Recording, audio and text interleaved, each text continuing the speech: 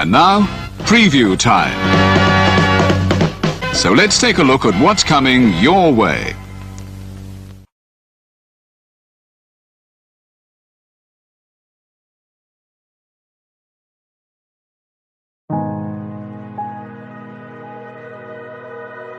Gary Hebert, the man, the myth, the legend. I was amazed, and I was looking to become a better skater myself, and I wanted to be like Gary. When you look at a guy like this, he's one of the most talented people in his profession.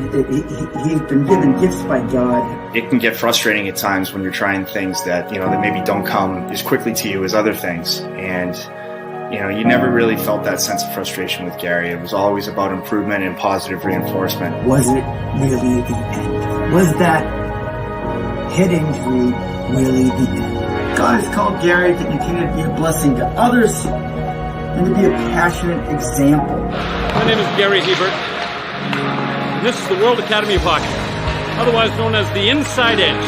I would recommend anybody that have a chance to come to his hockey school. I think it'd be well worth it. It'd be rewarding to all the kids and anyone coaches, from whether it's an adult, a professional player, to a little kid like a Mike or a Squirt. Gary, from day one, has been instrumental to my hockey career. I started out as a potential Division III player, and Gary brought me single-handedly through high school and into a top Division I prospect. I owe it all to Gary, the biggest legend on and off ice there's ever been. Listen, watch, learn, be confident, and have faith.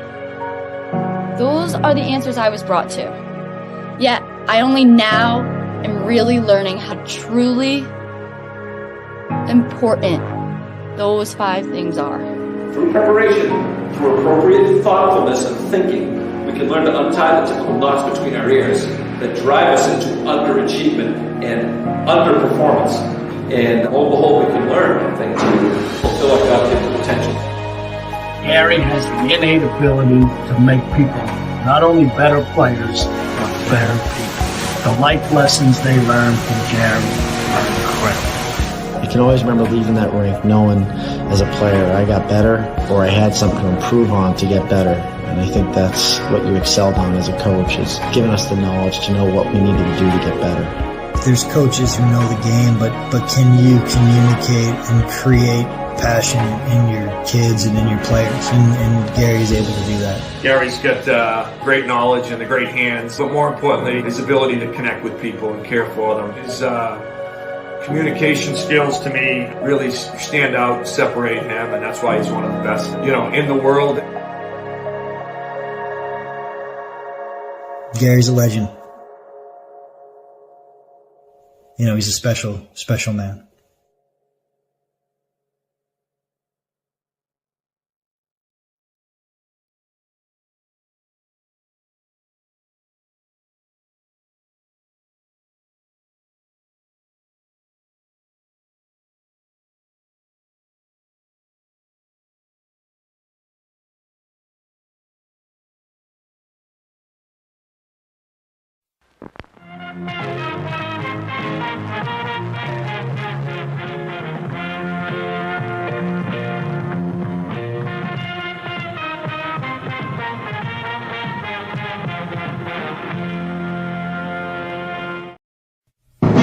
The Jeff Meacham Network's Multiverse of Media.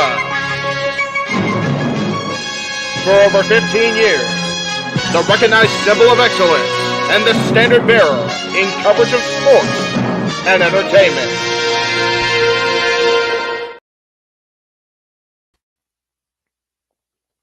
After Tuesday, we saw TNA cross the line. We come back to where the impact came from as the JMN Multiverse of Media continues to bring you coverage of all things wrestling. Welcome to this very special live watch-along event for TNA Impact. Let's freaking go. We're on the road to Slammiversary.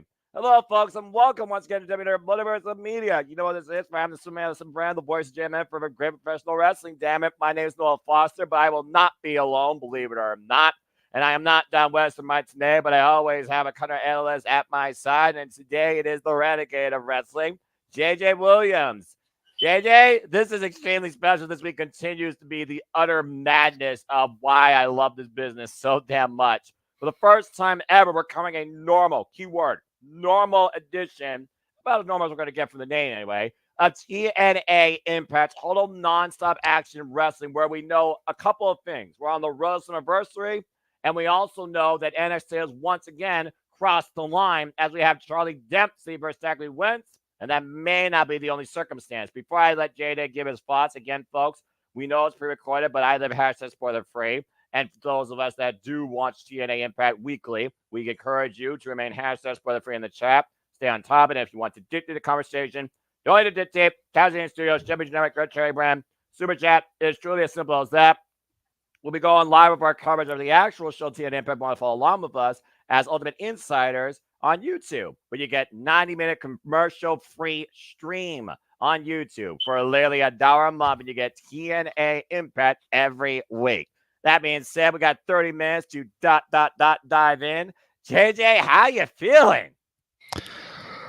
Wow. Like, I don't even know where to begin here with everything you just said. You know, first of all, you introduced me as your color analyst for this quote-unquote normal presentation of TNA, but how normal is it really with this NXT universe that we've got going on? Like, literally, this is almost as if the Avengers and the Justice League were doing shows together, seriously, because you've got these different brands coming together under one roof. And to see Zachary Wentz and Trey Miguel over on my NXT, to see Charlie Dempsey last week on Impact run out and attack the Rascals and Trey Miguel, like, what is this world that we live in? But we are not alone. We actually have a third person that's going to join the booth. Oh, really? Making his commentary debut. Big G's in the house. Wow! Hello, Big G. How are you? Hello, folks. How is everybody? Extremely excited. You're doing well, man. Big G apparently wanted to get a little bit of practice in ahead of the bash in Berlin that he will be joining us for. I made sure Boss Man approved everything, put his seal of approval on this. So we've got a 3-man booth for Impact. You know, we all didn't get the opportunity to meet before going live. So Boss Man just wants me to reiterate, let's make sure we're mindful. We don't step on anybody as they try to do commentary. Noah is the lead analyst. Me and you are just color guys, G. Okay. That's going to be fun. I can't wait. It's definitely going to be interesting to try to find the 3-man flow here with somebody new on commentary. We've done it with James. We've done it with Walter. This is a whole new circumstance, but that just kind of leads more credence to what I was just saying. What kind of world are we living in? We've got Big G, who, much like you, was one of AEW's staunch supporters. And now he seems to have crossed the line to where he's more Team TNA. than Team AEW. And NXT is his NXT again. Yeah, yeah. It We've all come a still long may way. not be yours, and I get that. You're gonna bleed black and gold until the day you die. Oh, But I the will. that But it yeah, was able to get G back, like that just speaks volumes about what we're about to witness here in 25 minutes. yeah. And we're going Yeah. to kick off with an open challenge from Jordan Grace. Anybody, any company, who knows who's going to show up? And again, so that being said, first off, BG, welcome for the first time to the virtual commentary booth. I definitely look forward to this not being a one-up, and I look forward to picking your brain, getting your insights and your colorful takes on TNA as I'll set you up, and I'm sure Absolutely. you'll find your moments to bring yourself into it. So that Yep. being said, before we get to the show, let's get right into the preview. Again, to your point, the biggest highlight tonight is going to be the TNA Knockouts World Champion, Jordan Grace. The Juggernaut, who's been unstoppable since winning at the birth of TNA, Hard to Kill, winning the title back from Trinity, overcoming Trinity in a rematch, and also so far has a list that includes Deshelle Shaw, Zaya Brookside, Tasha Steeles, not to mention the biggest surprise of the year, NXT's Tatum Paxley back it against all odds. It does make me wonder if she called out anybody, and I've seen this person take on anybody with the fact she recently went over to Tokyo, Japan, previously faced Miya Yamashita, who will be part of a blood sport, taking on your girl, Big G, Shayna Baszler. You got to consider the circumstances here ahead of facing Ash by Elegance at Slammiversary. Who could confront the Juggernaut and from where?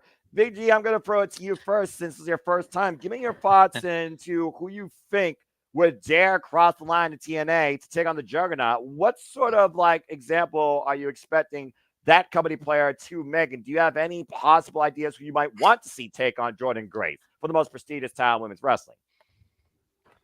I mean, honestly, we've seen this whole NXT thing going on, so possibly somebody from NXT we could see show up and face Grace again. We could see somebody from maybe MLW, from New Japan. I don't want to say New Japan or AEW because they're not really working together right now, but somebody from the indies that has wrestled in Philly, since they're in Philly right now. So I could see an independent wrestler showing up, making their debut on TNA, which, isn't really that bad.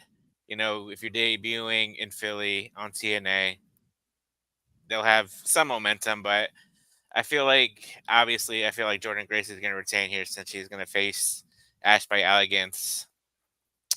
As JJ says, dimeless Tony Storm. Dimeless Dana Brooke. Sorry. Yeah. Dimeless Dana Brooke at Slammiversary. So yeah, the past couple times, Jordan Grace really, I don't want to say mesmerized me, but really caught my attention when I watched NXT Battleground. That was really the first time I had seen her in action, and then ever since then I've been watching TNA, and I did watch Against All Odds as well, and she's up there. I still have to get to know her work a lot better, but from what you say, Noah, all the time about Jordan Grace, I'm sure she can meet my expectations. In the land of extreme, I'm sure she's going to go above your expectations, to say the least, as well, if someone pushes her to that point. And again, JJ, we talk about it again. NXTNA truly has become a phenomenon. I mean, Wrestling Comments, of course, made a merch logo that Jeff Meacham has also created for our watch along of NXT next week. Yes, folks, again, another crazy thing. Normal NXT watch along event next week, Tuesday night. Stay tuned for more on that. But I do wonder, again, this close to Slammiversary. Slammiversary is literally next weekend. Who would dare come to the land of extreme and cross line and confront the Juggernaut this close towards that pay-per-view match where, at the end of the day, I still think the biggest match for TNA for the Knockouts division is keeping it within based on what they're trying to push, although I do wish somebody certainly showed some heart and showed up. But we're not in Canada, as we just covered the Owen Hart Foundation Tournament Finals. But what's your expectation on this? Do you think it's going to be NXT once again, or could you see it maybe being from somewhere else? Well, I gotta say, despite the fact that it's mainly been NX TNA crossover, I'm surprised Big G didn't go for Shayna Baszler to go up against Jordynne Grace. I don't think he wants to see her broken. I mean, that would just be epic. The Queen of Spades versus the Juggernaut. Let's fucking go. I'm for it. If Shayna was down in NXT, then yes. But to your point, Noah, it's very possible we could get a Natalia appearance here. No, they're not in Canada. But who's to say that she can't show up, shock the world by dethroning Jordynne? Oh, dear God. And then you end up with a triple threat at Slammiversary because Ash has already staked her claim as the #1 contender, and Jordynne would be deserving of a rematch. Absolutely. I mean, so then you would have a triple threat in Montreal, which is a Canadian city that has not been too kind to the Hart family. As we've talked about here and illustrated on JMN Multiverse of Media, especially that's also illustrated. And then, you open the door for other NXT crossovers. I still would love to see Roxanne Perez cross the line and try to challenge for the Knockouts title. She already defeated Jordynne at Battleground when her title was on the line, so she knows that she can defeat the Juggernaut. Why not try to make herself Roxy 2 belts? And if this wasn't already a pre-taped episode of iMPACT, it would be a great way for Stephanie Vaquer to make her NXT debut, considering everything that's gone down and transpired the last couple days.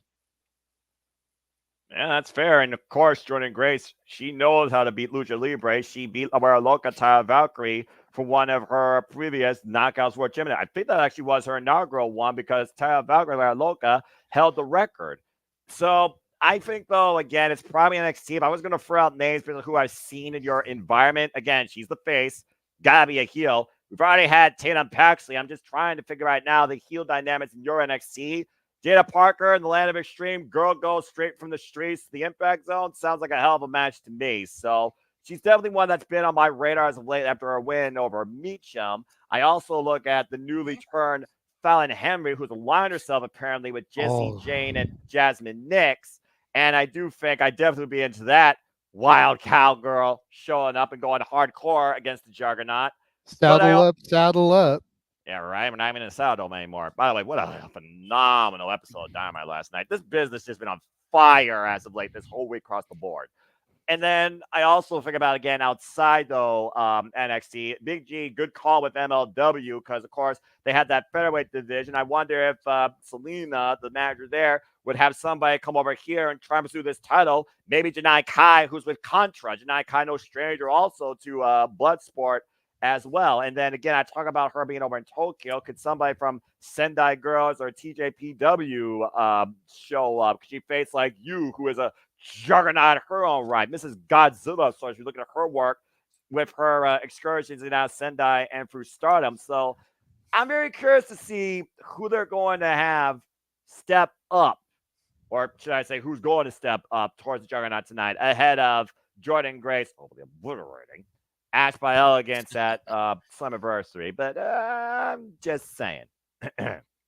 Well, something else to think about, and this crossed my mind after, you spoke for a little bit. Jordynne Grace is going to be coming to Prestige Wrestling next, or in a couple of months in September. Could we possibly get somebody who's dabbled in and around Prestige Wrestling, which of course we'll be calling Combat Clash tomorrow here across the Multiverse of Media, as they provide that for free on their YouTube? I mean, I would have wrote out. Go ahead, G. What'd you say? No, I said nice that they're showing it on YouTube for free tomorrow. Well, I mean, again, with so much wrestling and the expansion of the business, you got to have some sort of public exposure so people know what you're about. And this new partnership, you saw Prestige Wrestling, of course, works with our promotions as well. That's a good point. I mean, I was saying it if she did in Chicago with her open challenge, I was thinking Kylie Ray was going to show up straight out of the Chicago area. So I wouldn't rule Kylie Ray out. Plus, Kylie Ray was involved in TNA Impact for a short stint against the Virtuosa Deonna Purrazzo before her collapsed, and I'm glad that she's gotten herself together. Hopefully that doesn't happen again. Please take care of yourself, dadgummit. And of course, I'm still holding out the return of Killer Kelly because I want to see the Killer versus the Juggernaut one-on-one after the Killer proves he faced the Virtuoso one-on-one. With the Militia now being the TNA Knockouts Tag Team Champion, sounds like Master Slammiversary has a whole different direction right now that involves coexisting with the system. Yes, BG. Is Killer Kelly still on TNA or did she leave? She's still with the TNA roster. She's just been working on a horror film project as of late. But she will be back soon. I just wonder if it'll be tonight because I miss MK Ultra. That was my Knockouts tag team. Damn it. Okay. Damn it. I hope to see them in Victory Road because I'm going to try my damnedest to get to Cleveland. I haven't seen Killer Kelly since NXT UK, I want to say. So it's been a hot okay. Yeah, her and Masha came together bound by circumstance after a bloody dog car match last year against all odds and became two-time knockout World Tag Team Champions before losing them this year to Spitfire, two other women you might see tonight, Danny Luna and Jody Frett, who, I guess you haven't followed TNA, it is official. They're getting their rematch against Militia. It's Jody Frett and Danny Luna Spitfire versus the Militia. Alicia Edwards and Marsha Slammers for the TNA Knockouts World Championships next weekend at Slammiversary. We'll see if Lars Fredrickson got them ready. Well, we talked a little bit about who could potentially cross the line to challenge Jordan Grace. Let's go ahead and get in depth about the man who did cross the line. Oh, boy. To start this rivalry off. And I gotta say, when we saw the Rascals show up this past Tuesday, I'm a little bit surprised that they didn't interact with the No Quarter Catch crew at all. They're going to be dealing with the Gallus boys to see who truly is on top. I've got thoughts about that match, but to your point, first off, let me just go ahead and say this real quick. The NXT logo is on a TNA graphic. Just saying. I mean, wouldn't it have made more sense to do a 6-man with the Rascals versus the No Quarter Catch crew as fallout of this match coming up on Tuesday and kind of keep that storyline going? Honestly, and then they could have ventured into this thing with the Gallus boys? Honestly, though, I think the Gallus makes more sense because it was Wes Lee who first, of course, been dealing with Gallus, and Joe Coffey and Gallus cost him, of course, at Battleground, and the Rascals are saying, you need some friends, while the Rascals been dealing with Mike Santana and Steve Macklin. Now that business is behind them, and they lost, and they're trying to bounce back towards TNA Tag Team Championship contention. Here comes out of nowhere Charlie Dempsey to screw them, and that's so far the only person they've dealt with. So now they know where Charlie Dempsey came from, and you heard what Zachary Wentz politically said about this is our home. You're not going to make a name here in TNA off our expense either. TNA once again crossland NXT, and they're bringing back the treehouse in full. So I would not be surprised to see Wesley show up tonight, building into that match with Gallus, and then you escalate that to 6-man tag. Wesley, Zachary Wentz, and Trey Miguel taking on No Quarter Catch crew at Slammiversary. But for now, here we have the son of Lord William Regal making his TNA Impact debut against former NXT, also might I add, and TNA Tag Team Champion Zachary Wentz. Former Nash Carter. And you got to consider, I don't think that Charlie Dempsey is going to be here tonight alone. I'm just saying. No. And, you know, we know that Damon Kemp's contract has expired. Was this filmed beforehand? Could this be his final appearance as an active member of the NXT roster? And does he still coexist with No Quarter Catch crew, or does he drop them where he's standing, go into business for himself, and make his own first impact? Big G, what do you think about this? What do you think this leads to maybe ahead of Tuesday? Do we get momentum for the treehouse, or do they have a whole different enemy to deal with now? Enemies on both sides of the line. Yeah. I mean, this should be a good match. As far as like, because we know TNA has been, they taped the last 3 last week, this weekend, next week's in Philly. So like NXT has to kind of work with them to make their storylines work while TNA makes their storylines work with NXT. Exactly. So, you know, I I'm sure we'll see the rest of no quarter quarter catch crew. Thank you. Oh my God, I'm still getting the names. Yeah, no problem. Together, but yeah, and then with this thing with Wesley and the Rascals reuniting on Tuesday with Gallus, like you said, Noah, they're gonna focus more on Gallus right now. But we could potentially see on NXT next week after the match, no quarter catch crew attacking the Rascals and continuing that feud. 'Cause Exactly. I don't want to see we don't know how deep this TNA NXT partnership is gonna go, but I had pointed out, I'd messaged Walter on Tuesday before the watch along that oh my God, I can't think straight. We're definitely gonna get down the road NXT versus TNA Worlds Collide PLE. I completely agree. I At think this they're point, set for that. with the Rascals showing up and with Joe Hendry, I almost say John Hendry again. Damn you, Aaron. With Joe Hendry, John Hendry having a full-fledged tag team match and actually getting the pinfall on Sean Spears, I feel like this partnership is going to go a long, long way. Now that we are in a free Vince McMahon world. Yeah, and the fact that TNA, Anthem, whoever is under the same umbrella now as Endeavor TKO. This really could be something that we get for the long haul. That makes a lot of sense. Yeah, this could be something we get. It's kind of like how Mountain Dew and Pepsi are under the same umbrella. Mm-hmm. Mountain Dew is its own entity. Pepsi's its own identity, but they're under the same distribution and marketing. Right.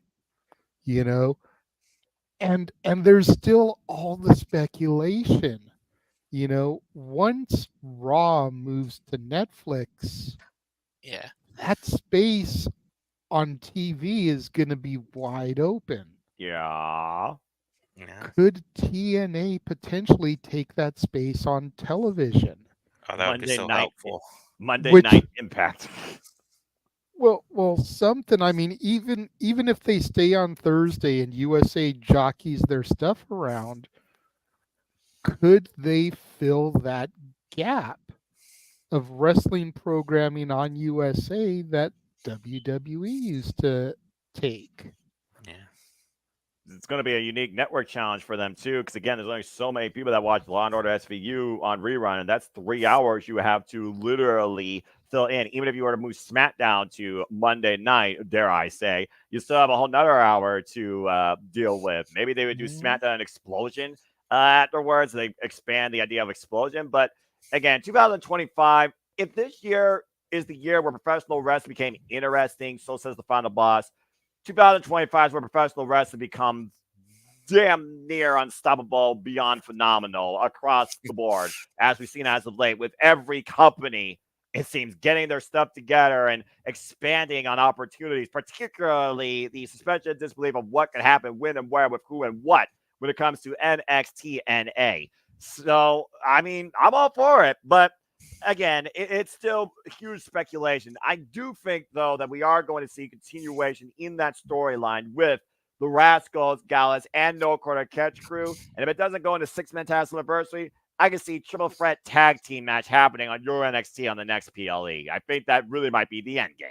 Or the Great American Bash coming up in August. That I was just thinking about, too, as well. But again, folks, thank you for tuning in across all outlets. We just got a little bit about 5 minutes left. And why those are definitely the two key points that we're thinking about here, where we might see somebody cross the line again from NXT. And we know that we got somebody coming in from NXT. I know you want to talk about this match, though, Noah, before we get started. What?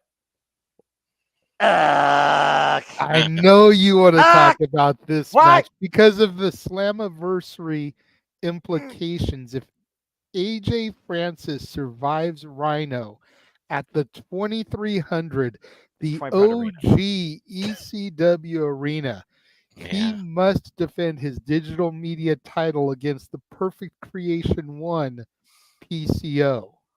I don't know what I want more.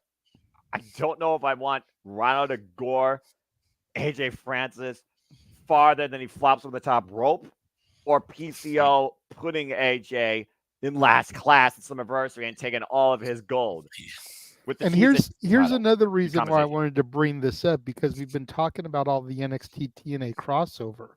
Right. Now that Ashanti the Adonis is back down in NXT. Oh, Oh, yeah. Could we get an AJ Francis Ashanti the Adonis collabo resurrecting Hit Row, much like we just brought the Rascals back together? Well, Rich Swann needs a tag team partner if he's going to go after tag team championships. And if AJ already has the digital media title, you literally might be setting up a bootleg coalition. So, damn it, JJ. But yeah, that being said, ECW legend, Rhino, 2300 Arena. I'm expecting a door. I'm expecting a gore.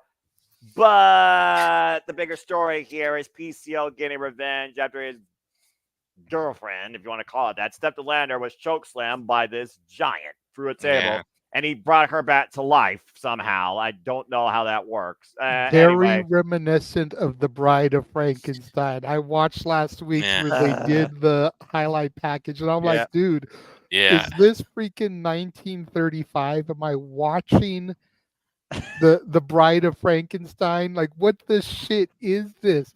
I love PCO. I know you do. And the fact that Perfect Creation 1 literally has a chance to once again become a champion in TNA for the first time in his TNA career, former Ring of Honor World Champion, is even more baffling. But Big G, go ahead and give your thoughts towards this based on what you've learned since watching TNA. You've seen AJ Francis. He's basically really created this whole idea of Rich Swann, roll with me, homie, and all you're going to have is money. I think Rich Swann could definitely come to AJ's aid. But we also know we're in the land of extreme. This is Mr. ECW himself, not named RVD.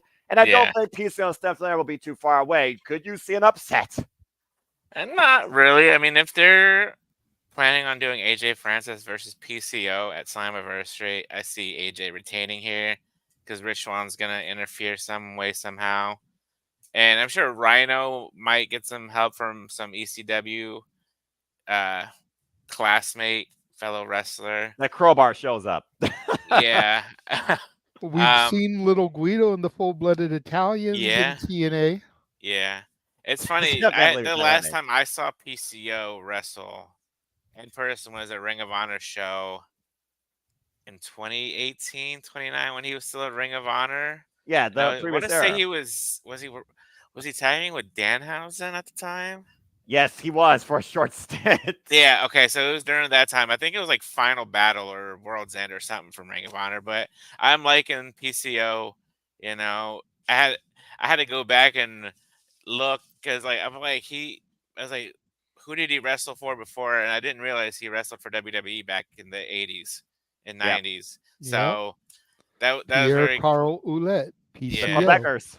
So the Quebecers, yeah. So, but yeah, this should be a fun match with flop dollars. So the Quebecers, who were managed by one Johnny Polo, aka Raven. Yeah. Of course, TNA Hall of Famer, quote the Raven, nevermore. So I do wonder who they're going to put into the TNA Hall of Fame this year after putting in Don West and Mike Tenay and Tracy Brooks last year. And of course, that happened at Bound for Glory. And I'm sure they're going to announce Bound for Glory the day for that at Slammiversary, which usually happens in October, as we are literally just about a minute away. Also tonight, of course, we have triple threat action as Speedball Mike Bailey will prove he deserves to be number one contender before taking on Mustafa Ali as he goes up against Kushida and the Octopus Jonathan Gresham. And I do wonder if Kushida has found an antidote towards this lethal black ink. And again, Speedball Mike Bailey, one of the most prolific X Division champions, not to mention one of the most prolific superstars and wrestlers in the entire wrestling business. It's one of those things where I do think here you got to tell two stories, but it's hard to bet against Speedball Mike Bailey when it comes to his drive to once become the X Division champion and end this campaign of corruption. BG, anything you want to add to this? It should be a fun match. I mean, I'm still getting used to watching Mike Bailey. I really haven't, besides the Bloodsport match that I saw him wrestle. Yes, Nick Nemeth. Against Nick Nemeth. Yes, Kushida, obviously, I've seen plenty of times during the Black and Gold NXT. And Jonathan Gresham, I've seen him a couple times. I want to say I've seen him when he was still a Ring of Honor, the 2 Ring of Honor shows that I went to down in Baltimore. So I'm familiar with pretty much everybody in this match. So it should be a good match. And I do see Mike Bailey winning this to continue his feud with Mustafa Ali at Slammiversary. I guess we'll find out soon enough on Cinema Ditting for Ali. Do you still trust? So that being said, JJ, as we got the video package here, another question that's on everybody's mind: who took out Nick Nemeth last week if it wasn't the system? And is Nick Nemeth truly the biggest threat towards Moose and the TNA World Championship? As we got the video package playing here, again, Ultimate Insider, as we, of course, preview what happened last week. And, of course, we believe. Do you believe that Joe Hendry can be world champion after the match he had that was truly something against Jake something? I had to say it because that was a hell of a match, but what a main event. But that being said, I gotta figure you and Dattila were torn at this one because y'all were some of the first believers in Joe Hendry, but you also love some Jake something, so. Here's what I'll just say before they actually start the actual show, and I'm sure we're all on YouTube right now. Look at this video package. We see Moose talking about JDC, who says I didn't take out Nick Nemeth. I believe in Joe Hendry before I bought into something because Joe Hendry was consistent. Something just came back last year at Slammiversary. Just saying. Yeah, based on this guy right here, the king of TNA, laughing as the system rolled off and calling them marks. I wonder if he's the one who took out Nick Nemeth. Probably, yeah. Someone's filming. Hey, that's Ryan Nemeth.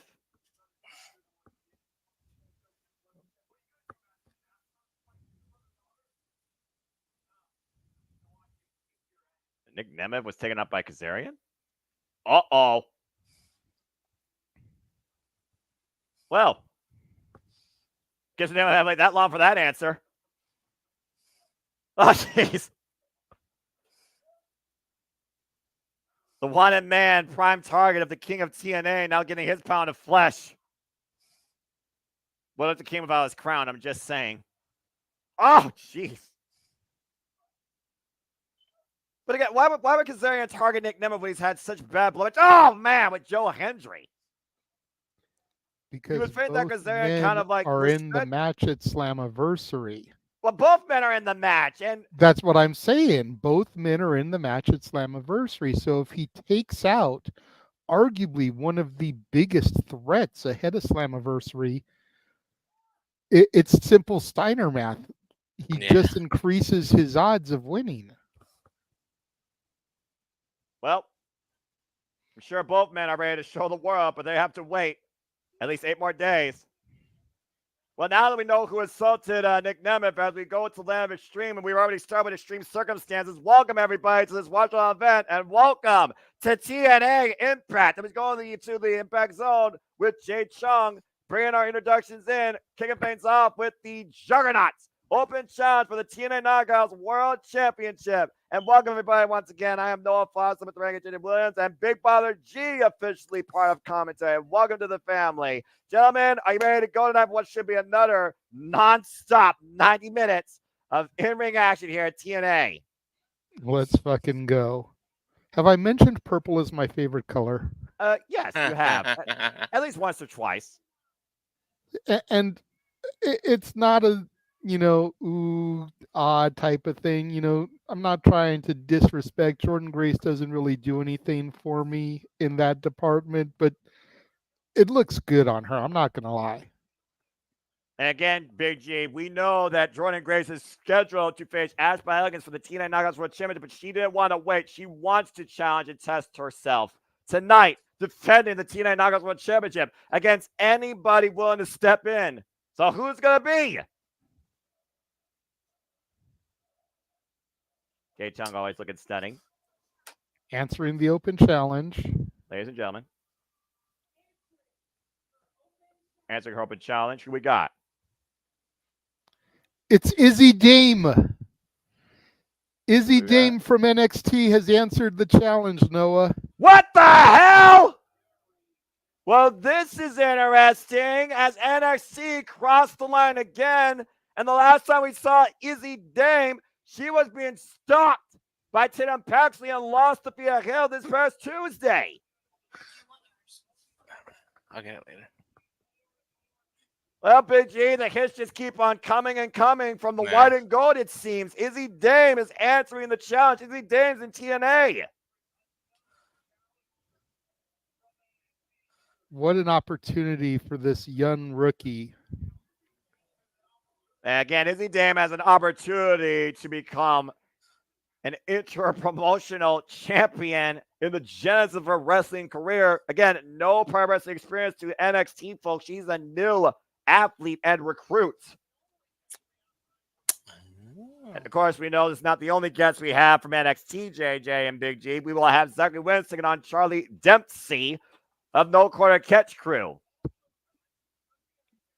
Belt being held up in the air. God, that belt. Best belt in the business. Don't at me. For women's championships. I think I'm a couple seconds ahead of you guys, but I'll all right. Oh, hell. Oh, fuck me! Freaking Wish version of Paul Rubens coming here to announce Dimeless Dana Brooke. Oh, this guy. Why is this guy not on ice? Can we have Luther come out here and just beat the piss out of him? Kind of like Mariah May did to Timeless Tony last night. Oof. Jeez. I just want to take that microphone and just like shove it up his, you know what. Then he'll be on a steak.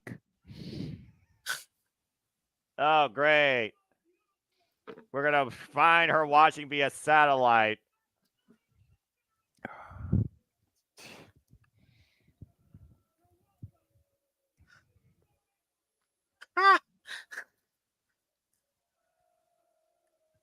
Well, what a way to waste my time. As we're set for this Knockouts World Championship, as we got her watching via satellite, apparently from the Bahamas. Dana and her Brooks, as we get back to the action here. I mean, I don't know if you men have been to the tropical islands, but I guess there's some fences there. Condom tie up here in the early going. I look at the tail of the tape just from the two women in the ring, experience the ultimate factor here. But I also think about, again, Jordan Grace challenging the unknown Big G. And we've seen Izzy Dame as of late trying to break out on her own since Kiana James got drafted to Raw. Right. And of course, JJ, we saw NXT first challenge the Juggernaut after Roxanne Perez when Tatum Paxley crossed the line and took her to quite the limit against all odds. Yep. And quite ironic that Tatum Paxley factored into Izzy Dame's match this past week, allowing my girl Chase Hughes Thea Hale to get the victory and potentially a title shot in the future at Roxanne Perez.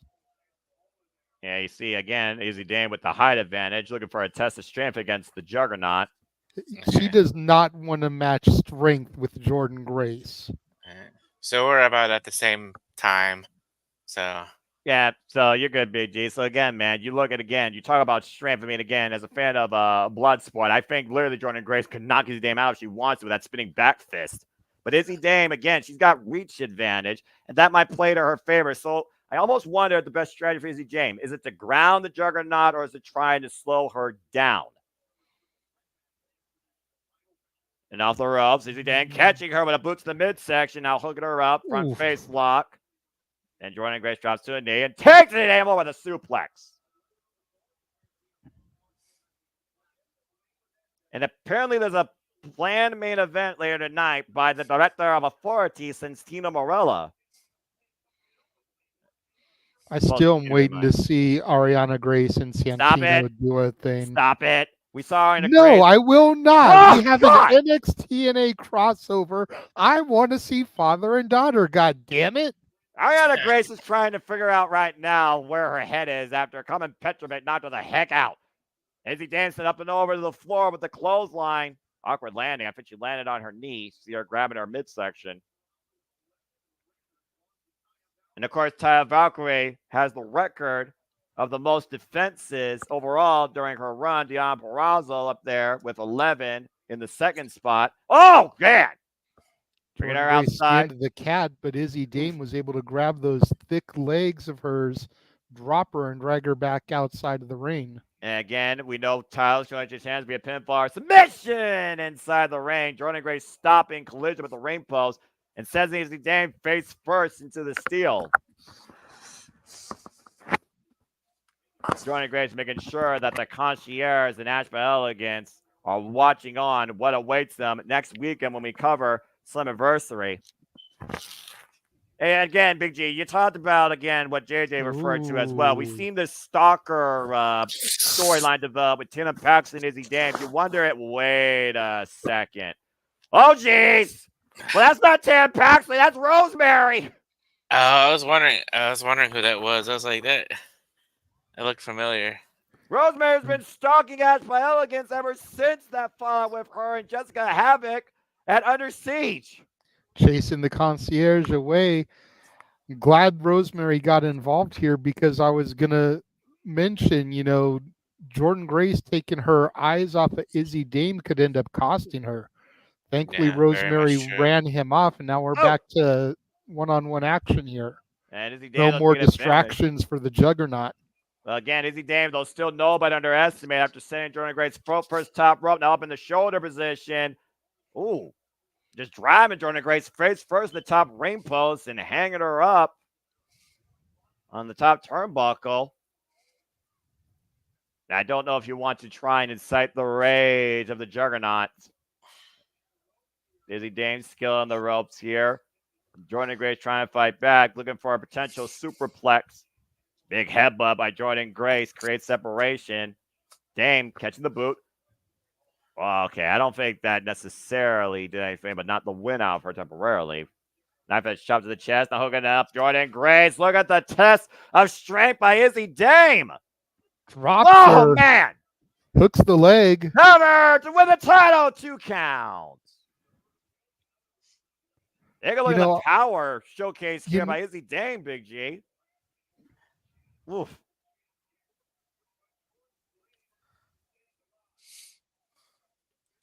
Jordan Grace staying alive here. And again, what a showcase for Izzy Dame in her debut in TNA. What a chance taken by this young recruit prospect still in NXT. That body drop by Jordan Grace, though. Noah and Big G, I've been reading a lot of people that have been saying that NXT is getting the better end of this NXT-TNA deal, getting stars like Joe Hendry and Jordan Grace coming down there, while TNA is getting, Izzy Dane and Tatum Paxley coming over their way. I have to disagree. Oh. While on the surface, that may be the case and it may appear that way. Ooh, big takedown by Jordan Grace, clubbing blows to the back of the head. But while that may be the case on the surface, you got to figure all the people that are getting to see Jordan Grace and Joe Hendry on the USA Network that can't find access on their providers. They're getting that exposure to a huge audience. Right. Jordan Grace right now looking for the Juggernaut driver. What a kick, though, by Izzy Dame. The flexibility there, able to take Jordan Grace down as she was setting up the Juggernaut driver. And to your point, I also look at it like this. TNA has the experience, why NXT has the exposure. Let's just put this in perspective. Roxanne Perez is basically the only one right there right now with the heaviest experience, why she is the workhorse and leader of that women's division. Everybody else is trying to find their way in this business. Jordan Grace and Joe Hendry are established. They just get now to show what they're capable of on the grander stages of this business. Oh, the spinning back fist rocks Izzy Dame. Big boot catches Jordan Grace there from Izzy. Rasta John now still on her feet, catching Izzy Dame up in the fireman's carry, rolling through with a Death Eye driver. and puts I Dame think this is down. going to be it, Noah. Pump handle, juggernaut driver. It is over just like that. Chalk up another win for Jordan Grace, but another great showing from NXT's rising stars this time. Well fought is he, Dame? Ash by Elegance getting closer and closer towards realizing what she has to deal with at Slammiversary. While she's relaxing, Jordan Grace is preparing the best way possible, showcasing why she is the TNA Knockouts World Champion.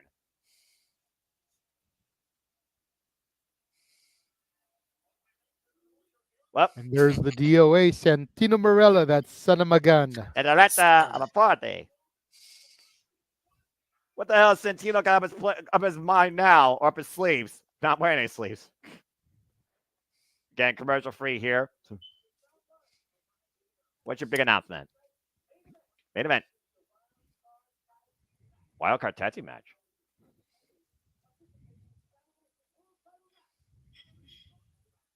Oh.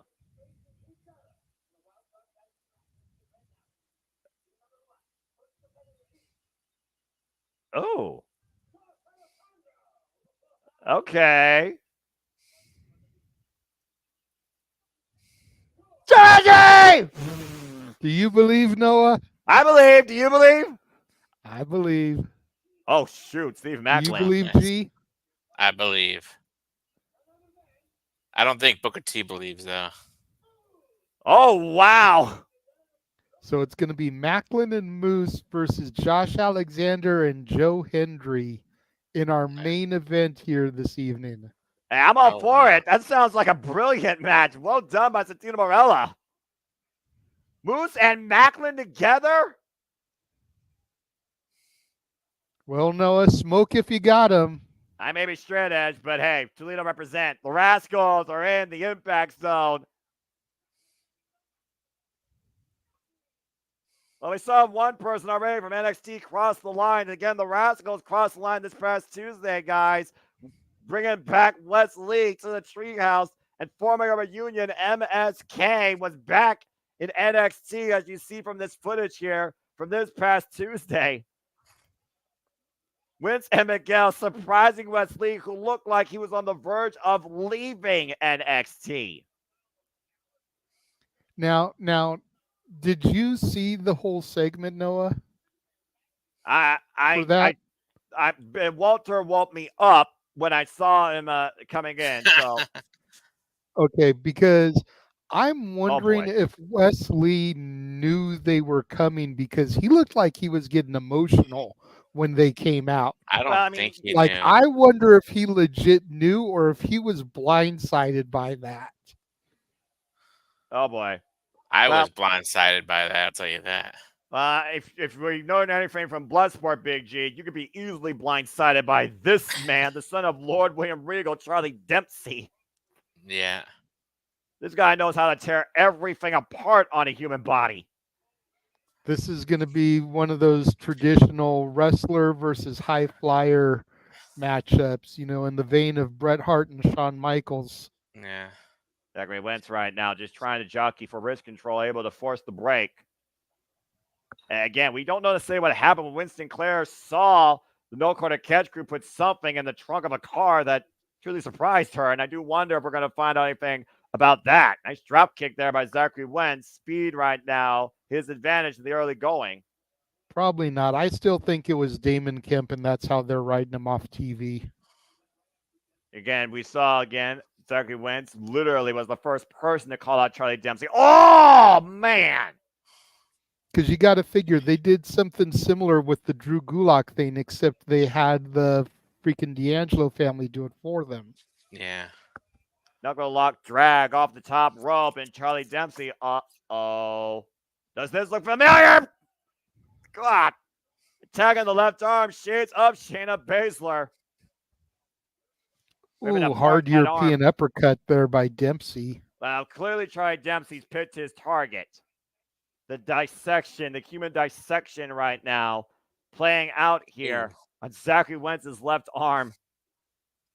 Trey Miguel trying to get the crowd fired up here. Dempsey just decimating his opponent. Gut wrench, suplex, and the lateral press cover. Charlie Dempsey gets a 2 count. We talked about, though, again, the X Division, Big G. We talked about it being no limits. Imagine Charlie Dempsey being the face of the X Division and his style defining the X Division Championship. You almost got to consider Charlie Dempsey if he beats Zachary Winter. He's a threat to anybody in TNA. The shots to the body right now. Zachary Winter trying to use the good arm to force separation. Again, Dempsey bringing him down with a single shot. You see the concern on Trey Miguel's face on the outside right now. And again, attacking that left arm. Vicious stomp, point of the elbow. And now the hammerlock. We know that the Rascals' MO is always chaos. But what is the MO of Charlie Dempsey, and why did he target the Rascals? Wentz trying to show something here, though. Nice Manhattan drops. Sweep the legs out from Dempsey, following up with the PK. Dempsey catching the boot, though. Oh, my word. Interesting dragon screw. Carried over nicely, now trapping the legs, putting the point of its elbow in between the shoulder blades and the spine. And attacking again on the left arm. And right to the arm with the Fujiwara arm bar. Wentz rolls through, though. And again, going for the armor one time, now transitioning into an ankle lock or a heel hook.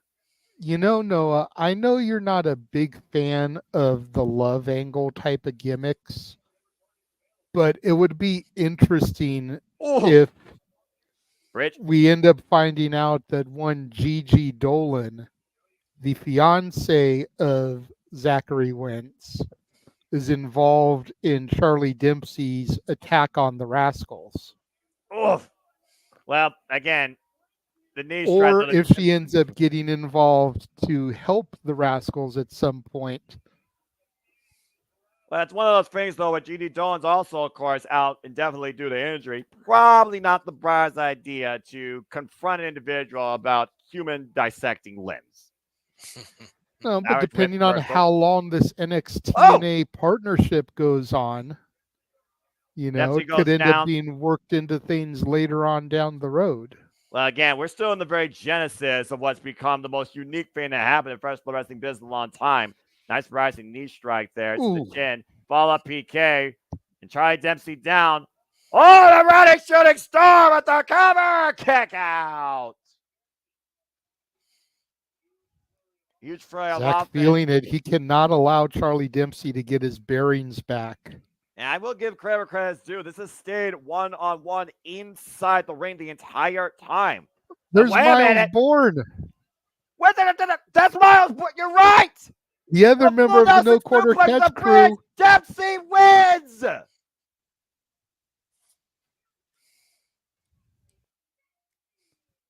What the hell? Off the distraction of Miles Bourne, Charlie Dempsey was just able to pin Zachary Wentz. And now they're going on 2-1 assault here. Again, what statement are you trying to prove? What is this MO? What is this about? NXT is the dominant faction. Is it for I NXT? wonder if we could end up seeing this at Slammiversary. These two teams. Oh, God. Hammerlock, power slam combination. Wow. By Bourne and Dempsey. This cohesion of No Quarter Catch crew. Definitely some of the Rascals may not be ready for. But yeah, I wonder if we could see these two teams face off at Slammiversary. Something could be added next week on Impact. Yeah. Well, in the meantime, coming up next, Triple Threat Action, X Division 1 Contenders. Let's go backstage to the system. Draped in gold. Of course, we saw last week Eddie Edwards and Alicia Edwards lost to Queen Rebecca. Of course, I'm talking about Rebecca Hardy and Broken Matt Hardy.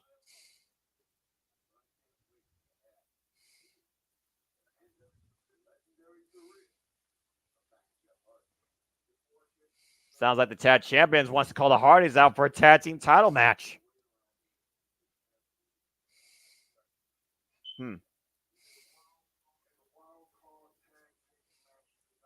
Our tag team match. Josh Alexander and Moose do find a rivalry in TNA. Josh Alexander, the longest reigning TNA World Champion. Joe Hendry! He said his name.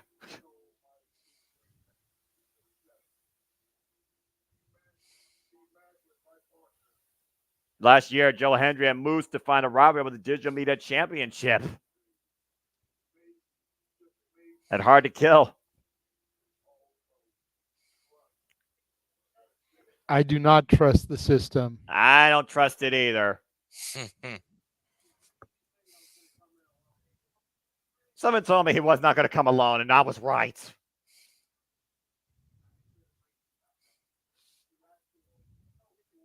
Man. Wentz wasn't even doing that, though.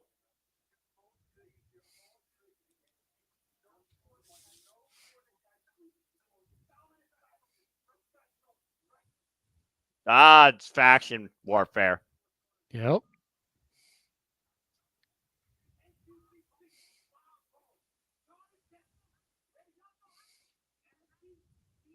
Who is that? I believe that's Tavion Heights, who won the match a couple of weeks ago to become member of the No Quarter Catch crew. Defeated Damon Kemp. Yeah. 6-man tag next week.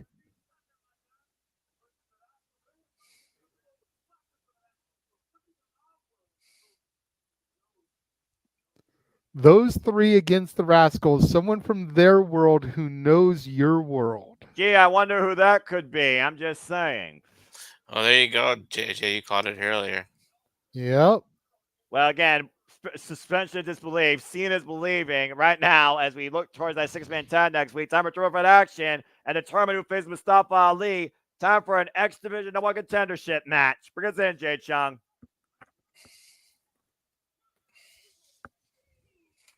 And Time Splitter Kushida, of course, who's been trying to find the antidote to Jonathan Gresham's Black Ink, the first victim of the reborn King Nebuchadnezzar, who came back to TNA, formerly the foundation of Ring of Honor, to your point, Big G. But again, ever since Jonathan Gresham came in with this proverbial third mask, everybody that's come in contact with him has been negatively affected, to say the least. Yeah. And of course, Speedball Mike Billy looking to go home to his hometown of Montreal to win the X Division title. Oh boy.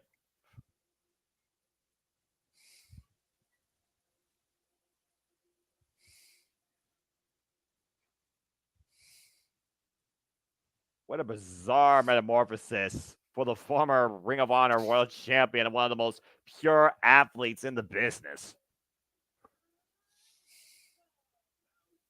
And of course, it was 2 weeks ago that we saw Jonathan Gresham almost try and infect Kushida again before everybody that was available stopped that from happening.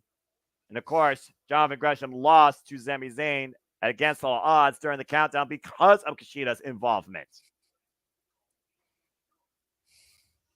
And the fact that Gresham believes that Kushida has a threat towards his most lethal weapon, a cure, goes to show how much Jonathan Gresham may be concerned right now with the Time Splitter.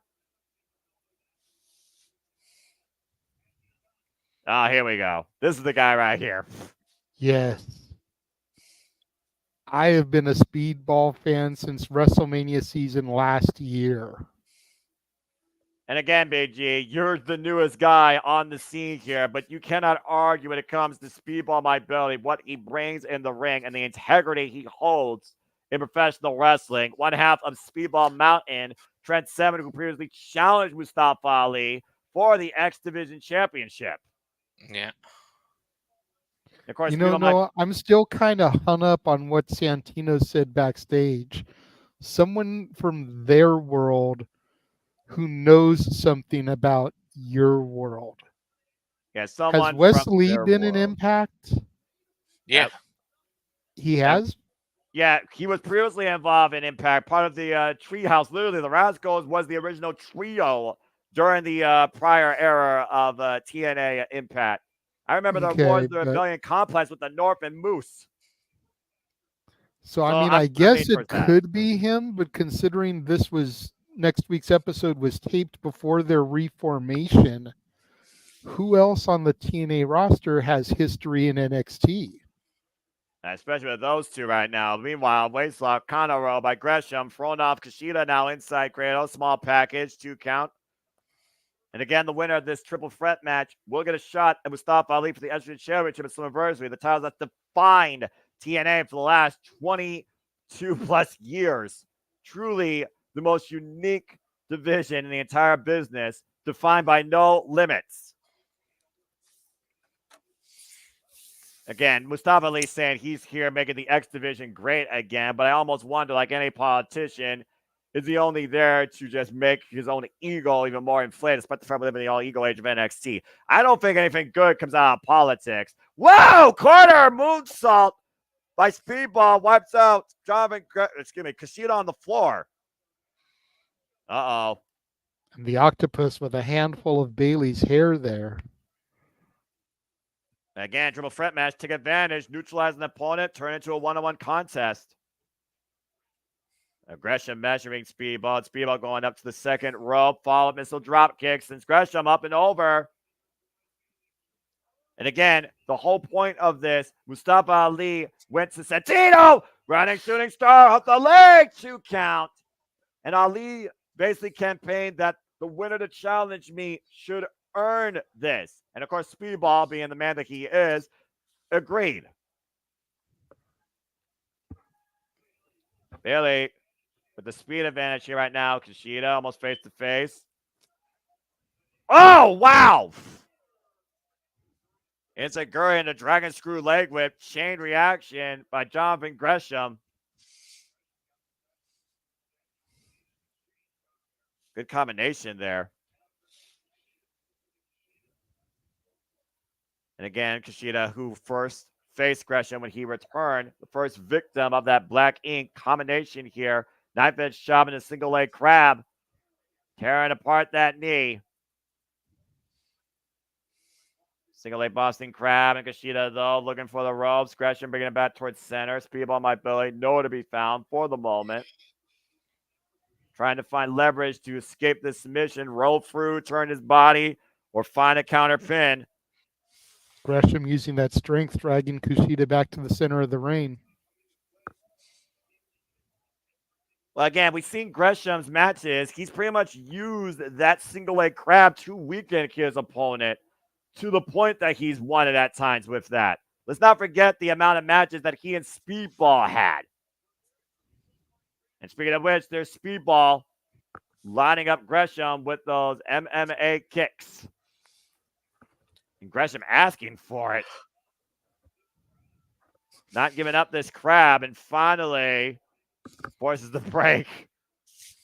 Made that collapse his chest cavity there a little bit, Big G. Again, it's hard to fight when you can't breathe. Yeah. Yep. And teeing off, scouting Gresham. Gresham with the waist lock. Trying to bring Bailey down. Back elbow strike, though. Speeding up here off the second rope. Moonsault! Takes down Bailey. Follow up Tope. Goes after Kushida. Sends him face first for the ring post. Oof. Oh, no. I really don't want to see that. Referee, again, wearing gloves and a mask, protecting himself. A crane style?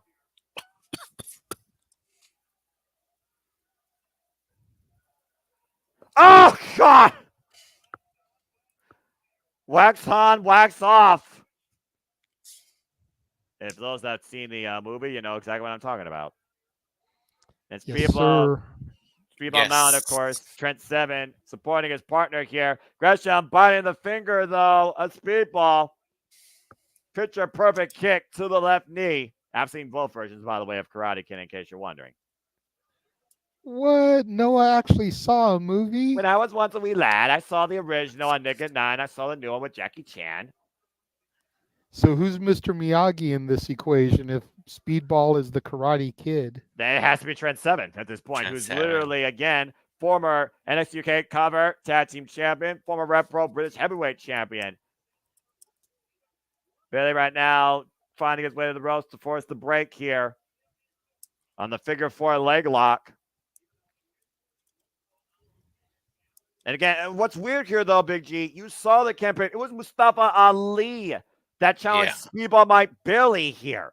You might ask if you ask freaking Mustafa Ali, it's probably like, I was just, heat of the moment. But again, what does that go to the character of the champion to back out of a challenge that he makes to try and make sure that, Speedball is no way an obstacle towards his X Division championship? Gresham trying to absorb the assault there and falls backwards. Now picking up speed, Kushida and Speedball tee it off against each other here. These kicks to the upper forearm. Hand spin by Kushida. Back elbow strike wipes out Bailey. Good back elbow. Sidestep there. Kushida. Hip toss, cartwheel, drop kick to Gresham. And Kushida right now with the fury of offense. Oh, that's a chocolate punch. And a kick to the left arm, setting him up for the hoverboard lock. Looking to apply it. Those that don't know, that's the shades of a Kimura, of course. Hammer lock in the left arm, now changing the Speedball Mike Bailey, who was looking to come and force the break. And again, Speedball and Kushida with a kick exchange here, trying to tie up that upper bicep. Bone-on-bone impact by Speedball Mike Bailey, by the way. Whoop. Oh, blocked the punch. What a kick. And Big G right now, where did Big G go? He dipped no out. problem. He's getting kind of tired. I He's know got it an is. early day, so. I know it is. I understand where that comes from. But Big G, again, just the subtle shades you demonstrated tonight. I look extremely forward to calling Bash the Berlin with you when you are fully awake. Please rest, Bala. And never stop working. Do the work. Again, please follow Big Bala G on all the social medias and support Parker Kane Promotions, of course, out of his area. Bailey sweeps the legs now. So again, we get back to this triple threat action here, JJ. Fast and Furious is only the X Division always represents. And Speedball. Ooh. Oh, God, the Revolution knees to Kushida on the apron. We did get a super chat from Emmanuel really quickly, $2. Thank you very much. He says TNA should be bigger, just needs more viewers, in my opinion. Well, it comes back down to what we said before. They have the incredible talent. They have that experience. They have that environment. They just need that exposure. Nope. And Bailey right now hung up on the top turnbuckle. And Kushida and Gresham. Oh, no. Kushida right now. That black ink coming out of Gresham's mouth. Kushida trying to block the lethal claw. They got Kushida. The mist. Kushida with mist of his own. Green mist sends it to Jury and the Great Muda. What a counter. And Kushida with the hoverboard lock. But look at Speedball. Oh, what the hell? Speedball looking for a cure. Ultimate weapon forcing the break. Bailey with the cover on Gresham of the ring. Bailey is number one contender. Speedball Mike Bailey now guaranteed an X Division Championship title shot at Slammiversary. There's no backing out of this from Mustafa Ali. Match was everything I expected it to be from these competitors. And again, Speedball Mike Bailey did the right thing according to what Ali was campaigning. No, wait a minute, back inside here on the Secret Service. I was going to say, what are the Blues Brothers doing here? It's that damn Secret Service Mustafa Ali that's been literally making sure he holds on to his undefeated campaign, the X Division Championship. It's a mauling right now, a mugging. And Trent Seven neutralized right now. Mustafa Ali comes down to ringside with a chair. And Mustafa Ali realizes the threat, the danger that Speedball Mike Bailey imposes. Oh, no, not this. Come on.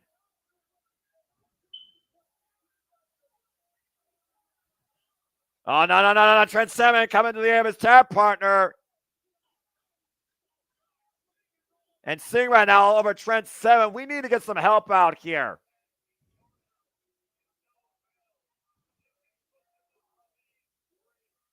Oh, boy. And what the hell is he doing? Oh! Cracking the legs, and then Ali stepping over into the sharpshooter. With Ali, a sharpshooter ahead of Montreal. And still able to be face-to-face with Speedball jaw-jacking him while he's got Trent Seven in the sharpshooter. Well, but feel my belly is being restrained by the Secret Service and Campaign Singh. Taking 5 men to hold back 1. Yeah, what does that really say about the champion and his confidence? And security That finally he's a diabolical bastard. This is why, again, you cannot trust anybody in politics. Yet people want me to trust the system. And this is what's supposed to make the X Division great again? Hey, methods be damned. You cannot deny this run that Mustafa Ali has been on since coming to TNA and capturing the X Division title. And as long as he got that Secret Service and that Campaign Singh in his corner, it doesn't look like there's any chance of it ending. What is this? I don't know. Step to Lander. Okay. Now you wonder what's going for her mind. To my perfect creation. Oh, Jesus. Blah.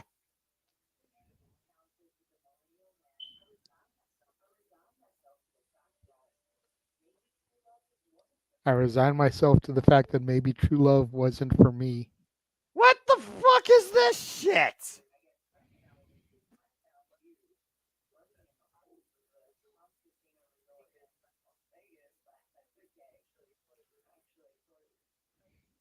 Oy vey.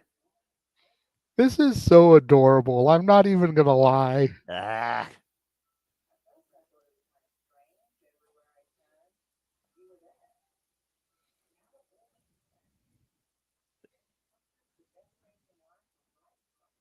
This is too weird for even TNA. The alternative of the business.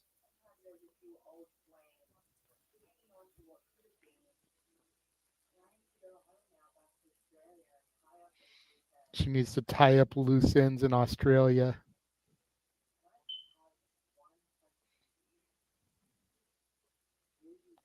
Will PCO wait for her?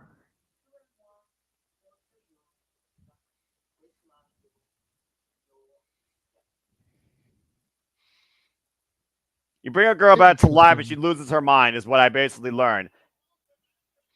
Well, the Hardy Boys will return next week for the TNA World Tag Team titles, but still to come tonight, our main event, Curse Director of Voice, Tina Morella. It is a wild card tag team match, but coming up next, Digimon Championship on the line, Rhino versus AJ Francis. And again, folks, welcome back to this first ever coverage of Standard TNA. Noah Foster, JJ Williams, as we are on the road to Slammiversary that comes to us next weekend. And again, we are looking very forward to this show. So I have a question for you, Noah. What's up? We know that next week we're going to get more NXT crossover as the No Quarter Catch crew take on the Rascals and a mystery partner who knows the NXT world from the TNA world. Are we going to do another watch along for that? I mean, you know what? At this point, why not, heck, all the wrestling, right? Let's talk about all the wrestling with Slammiversary coming up. All right. We got the 6-way eliminator match, of course. Moose, Nick Nemeth, Joe Hendry, Macklin,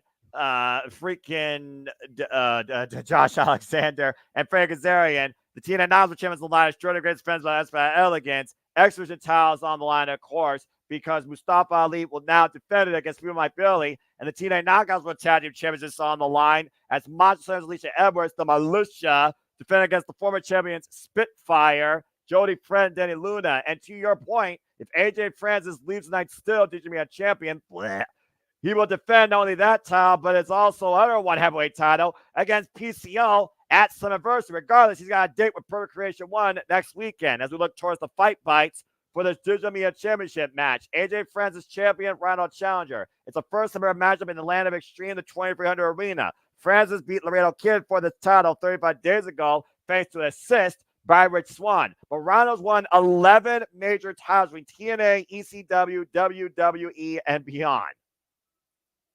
So here we go. This freaking War Machine, the fact that he's still going and goring people, to say the least. Good grief. Well, this is right up your alley, JJ. Original ECW champion. Yeah, I'm about to say this is right up your alley, JJ. The original ECW champ. Took the words out of my mouth. A former TNA tag team champion with Violent by Design and Heath. Former NWA champion.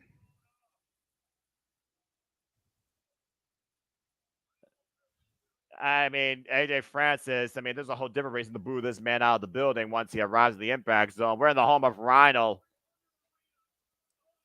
2300 Arena sold out there tonight. Dude, how long, now that we've got this crossover going, how long before we get Tyler Bate coming back to team with Trent Seven? Hey, that would make me actually believe that tag team wrestling truly can go to a whole nother echelon. Do it during the freaking UK tour. Next time to go to the UK. I don't want to hear this guy. Someone shut off his mic.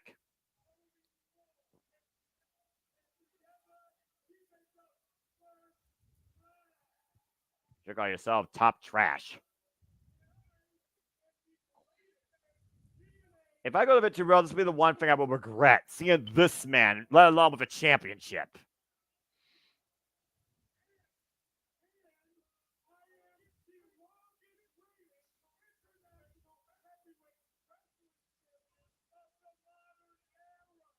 Oh, give me a fucking break. That title ain't even worth a box of Cheez-Its, probably.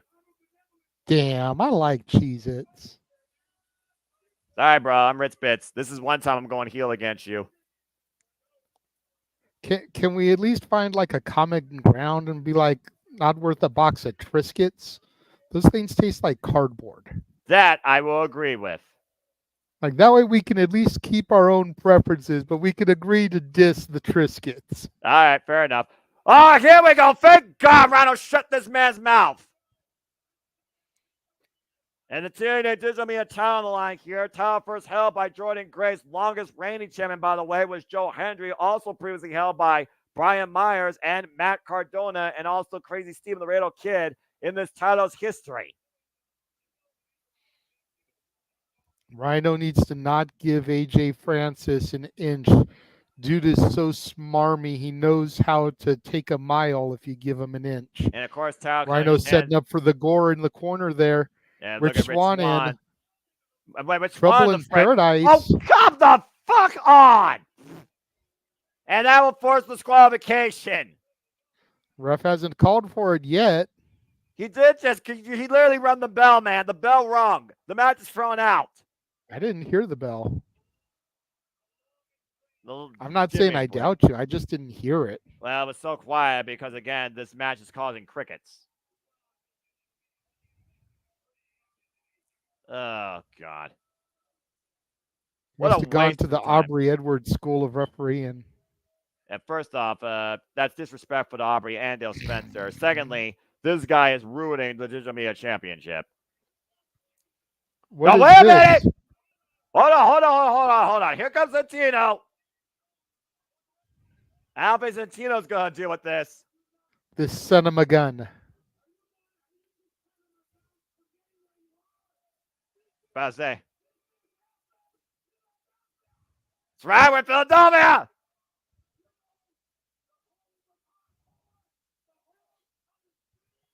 The home of hardcore.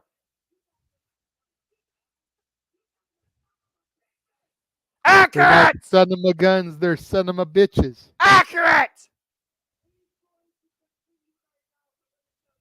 What? It's a Philadelphia street fight, Noah. Oh, yes! It's a hell of a But that move! means everything's legal. Hey, I love That it! works into AJ Francis's favor as long as Rich Swann is still there. But this is Rhino's home. This is Rhino's domain. This is Rhino's world of hardcore. And now anything goes. Throw out the kitchen sink. Throw it through a door. I love it. Great call by Santino Marella. And somehow, though, to your point, though, if Francis is able to retain, he's got an extreme date waiver with Slammiversary PCO defending that title again. And now, oh boy, wait a minute. Oh, the chair in the midsection. Oh, jeez.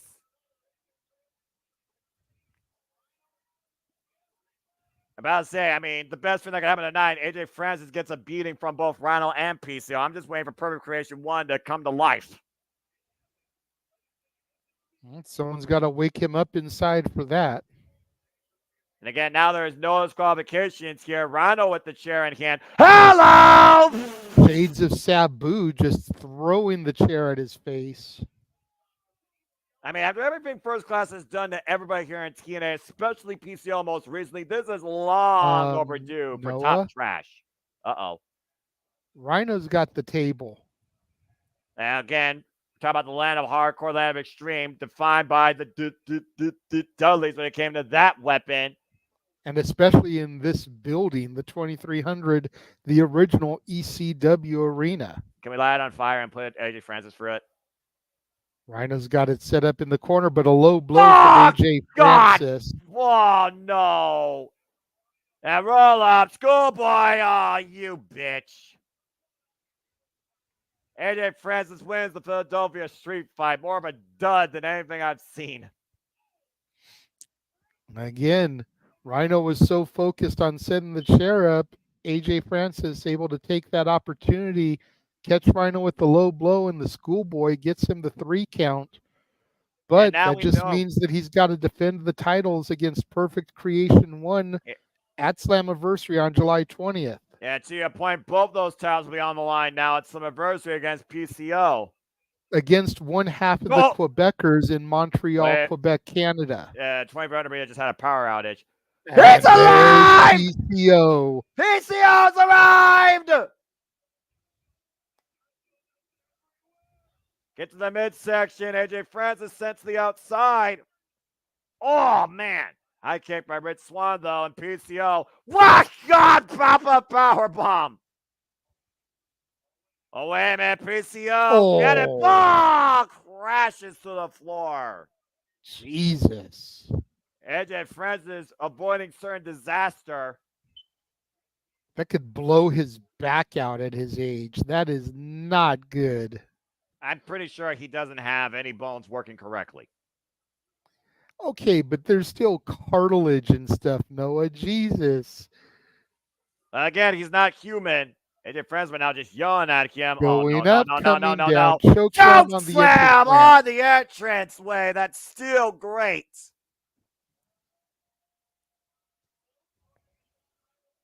Both of AJ's titles, to your point, JJ, will be on the line at Slammiversary.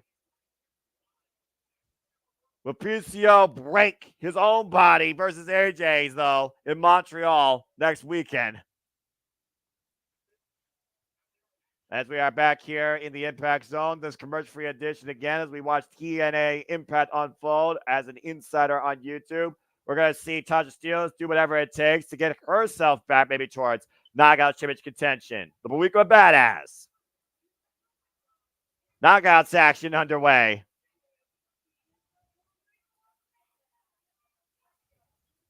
And former TNA Knockouts World Champion, and of course, former TNA Knockouts Tag Team Champion, 2 times over with Fire and Flavor.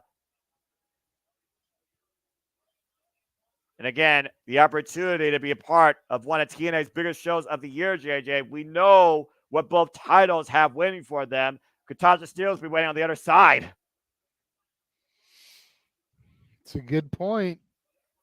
But you also got to figure that her opposition here has got to be looking for a title opportunity as well. Well, again, Tasha Steelz will look for opportunity no matter at whose expense. when you're looking to be the best here. Ooh, I like this match. The quintessential knockout. Deshelle Shaw.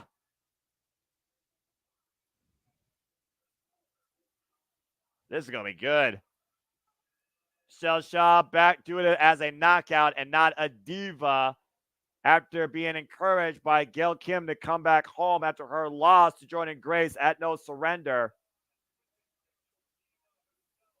And again, many people believe that this competitor is a future Knockouts World Champion. I was lobbying for her to face Jordan Grace at Slammiversary, JJ.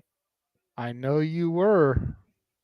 And you got to consider a big win here against former TNA Knockouts World Champion Tasha Steelz would definitely put her in the conversation. Oh! Wait a minute. Tasha Steelz attacking Deshelle Shaw before the bell. I can't say I'm surprised. Oh, God, and driving her back first into the apron.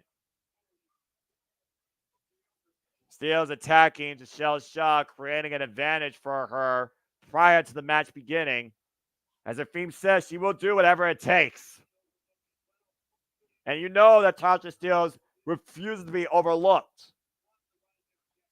Let's see right now. Paige is going to allow this match to continue. Deshelle Shaw is willing to fight. And Deshelle Shaw right now, who's had no losses since coming back.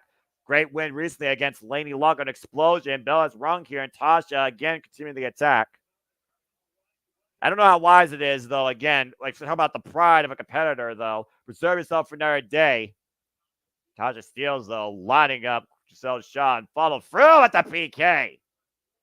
Trying to prove a point here. Lyle Press gets a 1 count.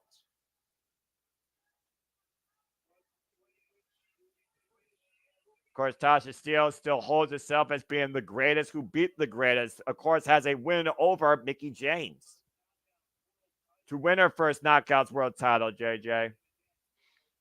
That's still mind-boggling to me. Again, TNA's non-stop summer continues to unfold. Slammiversary next weekend. Emergence, August 30th from Louisville, Kentucky. And then Victory Road comes to my neck of the woods, Cleveland, Ohio, September 13th. And of course, tickets on sale, mega sale to come July 22nd for those future events. Victory Road, Emergence. Nice rover by Deshelle Shaw. Shoulders down for a 2 count. Follow TNAWrestling.com for more details. Schoolgirl, nice roll up there by Deshelle Shaw, catching Tasha Steelz off guard. Cazadora. Oh, look at this. Counter the crucifix. 2 counts. And kick out. Oh, God.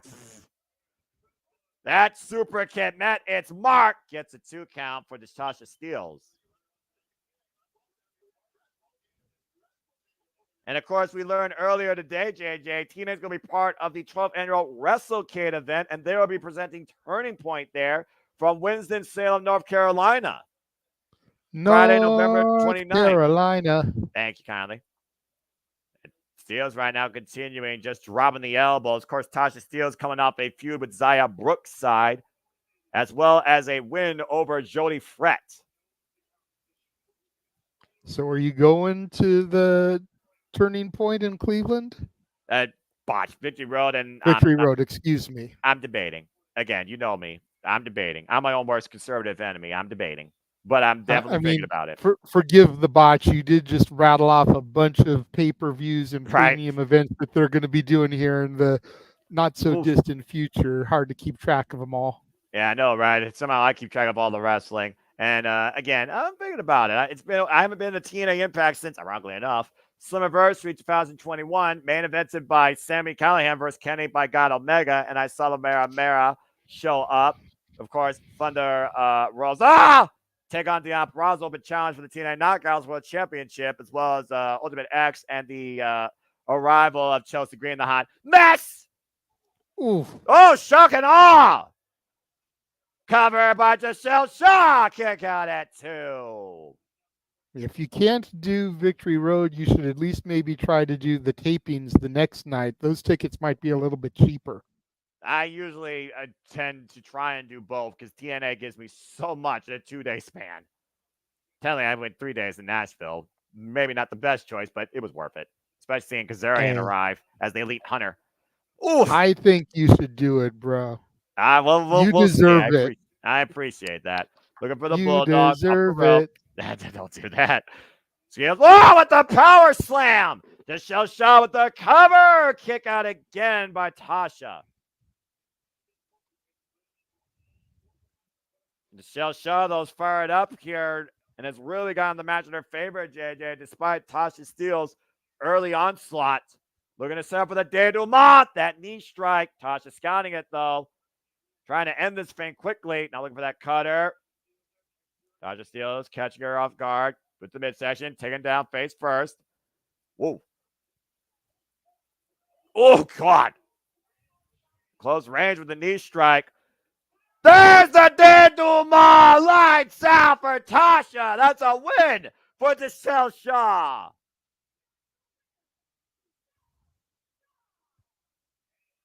That was a hard-fought match for the quintessential knockout, JJ. Short match, but effective nonetheless. Everyone's jogging for a position at Slammiversary and for the TNA Knockouts World Championship. An uncrowned, many would say, TNA Knockouts World Champion to get one step closer, getting back to that opportunity. Well done, Michelle Shaw. Let me go backstage with Mean Gia Miller. By the way, congratulations on resigning with TNA Wrestling with Zaya Brookside.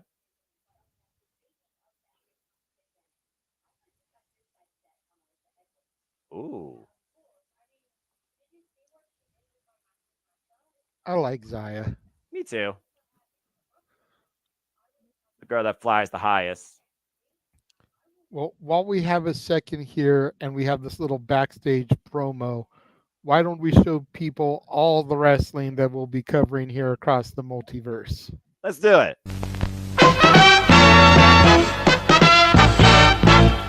And now, preview time. So let's take a look at what's coming your way.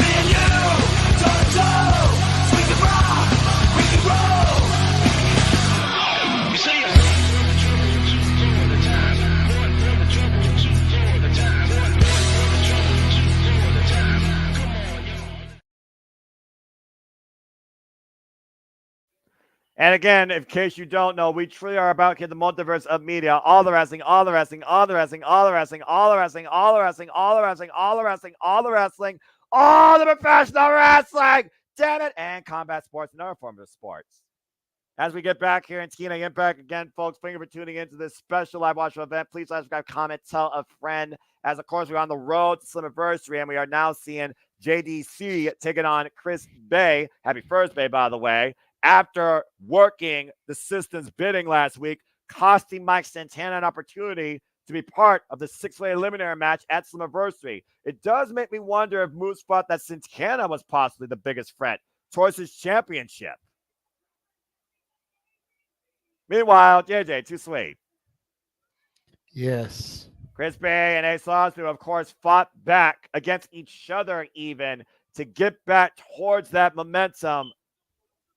And, of course, the system will defend the tag team championships against the ABC.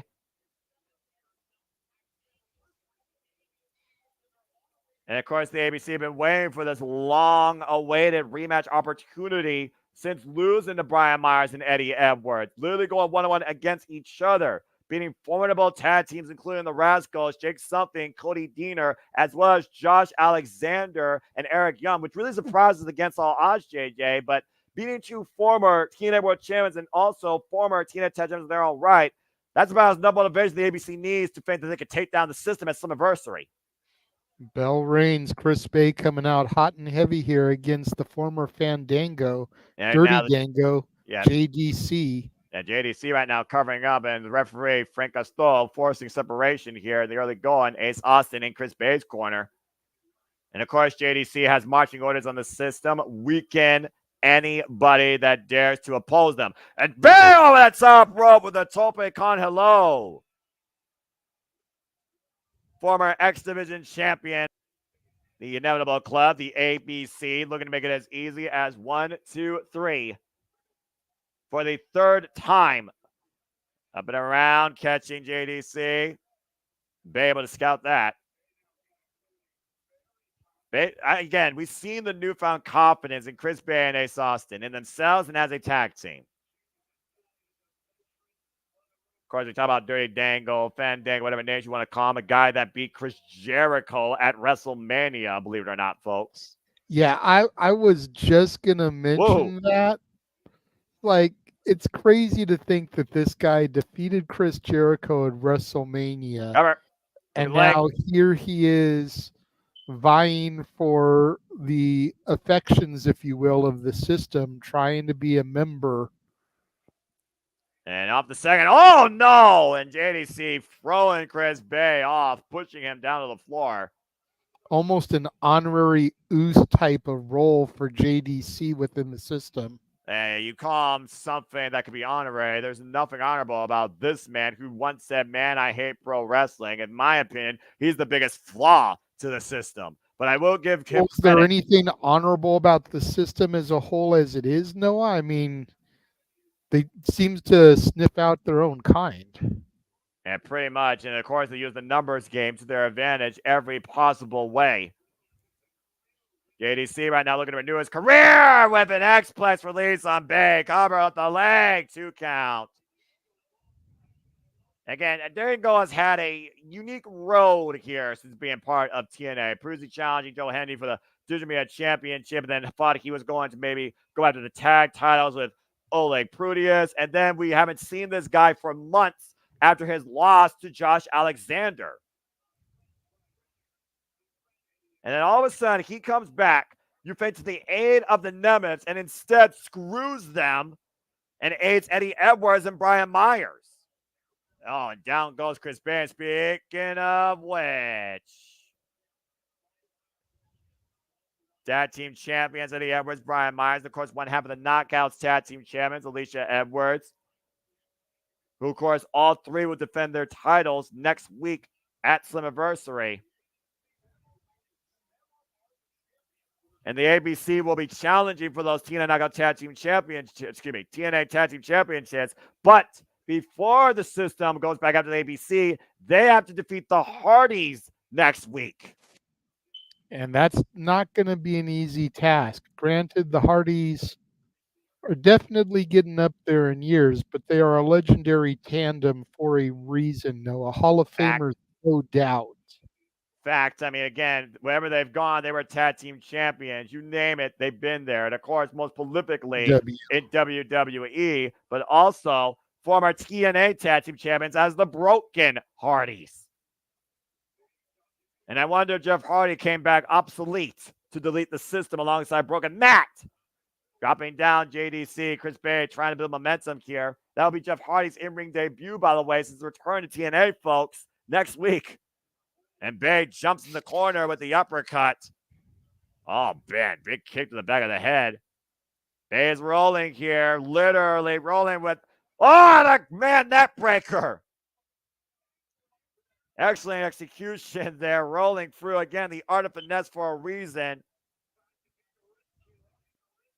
Now looking to go take a risk. And again, the system trying to play distraction. Oh, wait a minute. It's Austin, though. Trying to play interference here, but again, the numbers game 2-on-1, and Bay wants Eddie Edwards out. Bay continues to allow himself to get distracted by the system. He needs to keep his eyes on JDC. And again, that great combination offense, though, Ace Austin gained the better. But JDC, though, oh, God! Guillotine leg drop from the top rope. Not like this. The cover. JDC just pinned Chris Bay. Chris Bay took his eyes off the prize. And Ace Austin's had enough of this system nonsense. But again, the numbers game here, it's 3-on-2. I may not like the system, I may not trust the system, but that was all on Chris Bay for not staying focused on his opposition. Well, again, this is how the system... He had Ace Austin there. Let Ace Austin worry about the shenanigans outside the ring. Keep yourself laser focused on your competitor. As someone who's performed in the ring, that's got to be your number one. Yeah, but you know as well as I do how easy it is to be distracted when all you see is red, as again, the system works. And ABC looks to try and neutralize it. But can they do it? Can anybody take down the system? We'll find out at Slammiversary. Coming up next, though, wildcard tag team match main event. As we get a veil package here for the Hardys. You figure about their wars with Team 3D, the American Wolves, Beer Money, Motor City Machine Guns, the greatest of all time, the greats of the greats the Hardys have faced, and one tag team going against.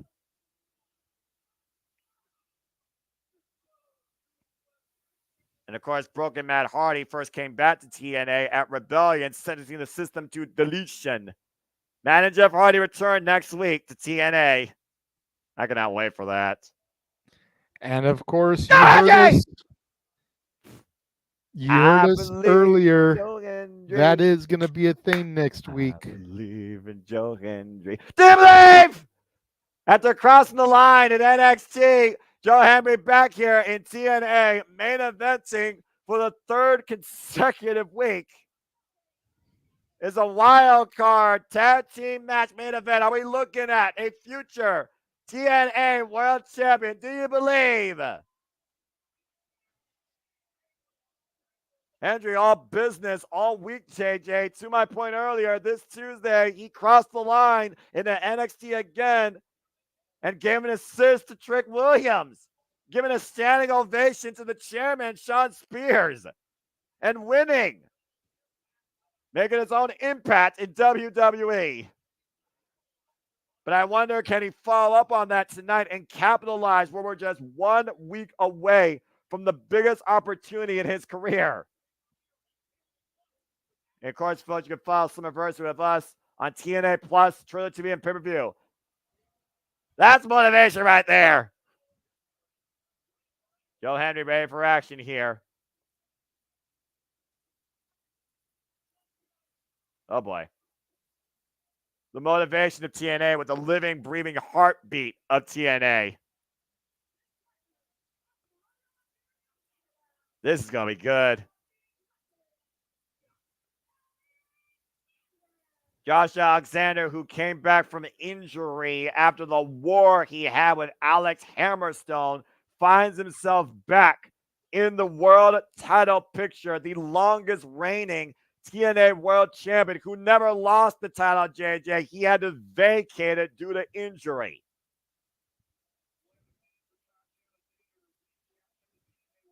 And what would it mean for Josh Alexander to recapture the title versus Joe Hendry gaining his first title?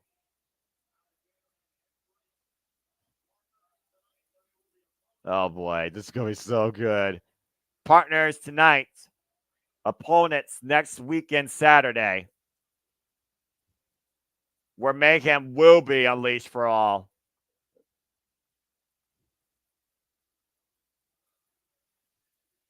Here comes a former TNA World Champion in his own right, whose first obsession and mission was to beat Josh Alexander for that championship, but it didn't happen. Last year, Steve Maclin won the TNA World Championship, Impact World Championship, whatever you want to call it, against Kushida, vacated at Rebellion, only to lose it to Alex Shelley at Against All Odds.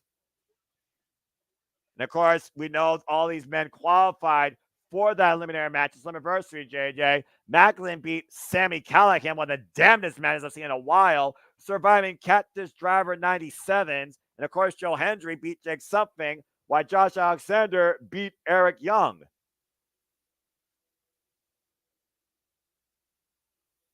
And no wonder you were quiet. I was like, hey, am I speaking to myself? Do you believe? We'll just let this play throughout the whole match. So, I mean, as long as I don't get copyright ding. No, it's a GIF. Oh, nice. I made that out of the past Wave Tuesday. your hands. I love it. But I know one person who doesn't believe and doesn't love it. That's the face of the franchise and the system's leader, the TNA World Champion, the face of TNA, Moose. Your boy A-Train still doesn't believe too, right? Yeah, it's damn hater. If you guys believe in Joe Hendry, type I believe in the chat. And of course, let us know how many of you guys watching actually believe in Joe Hendry. And of course, Moose right now encapsulating his previous reign as world champion, JJ. If we get to Slammiversary, it'll be 180 plus days. As Moose has survived no surrender against Alex Shelley. He survived broken Matt Hardy under broken rules. He endured Eric Young, who was willing to sacrifice his own life and being brought back to life, of course. And now Moose finds himself in a 6-way eliminator at Slammiversary, tagging alongside one opponent, looking at 2 others. We got one, Noah. And let's hear from Joe Hendry. Let's hear from the man himself.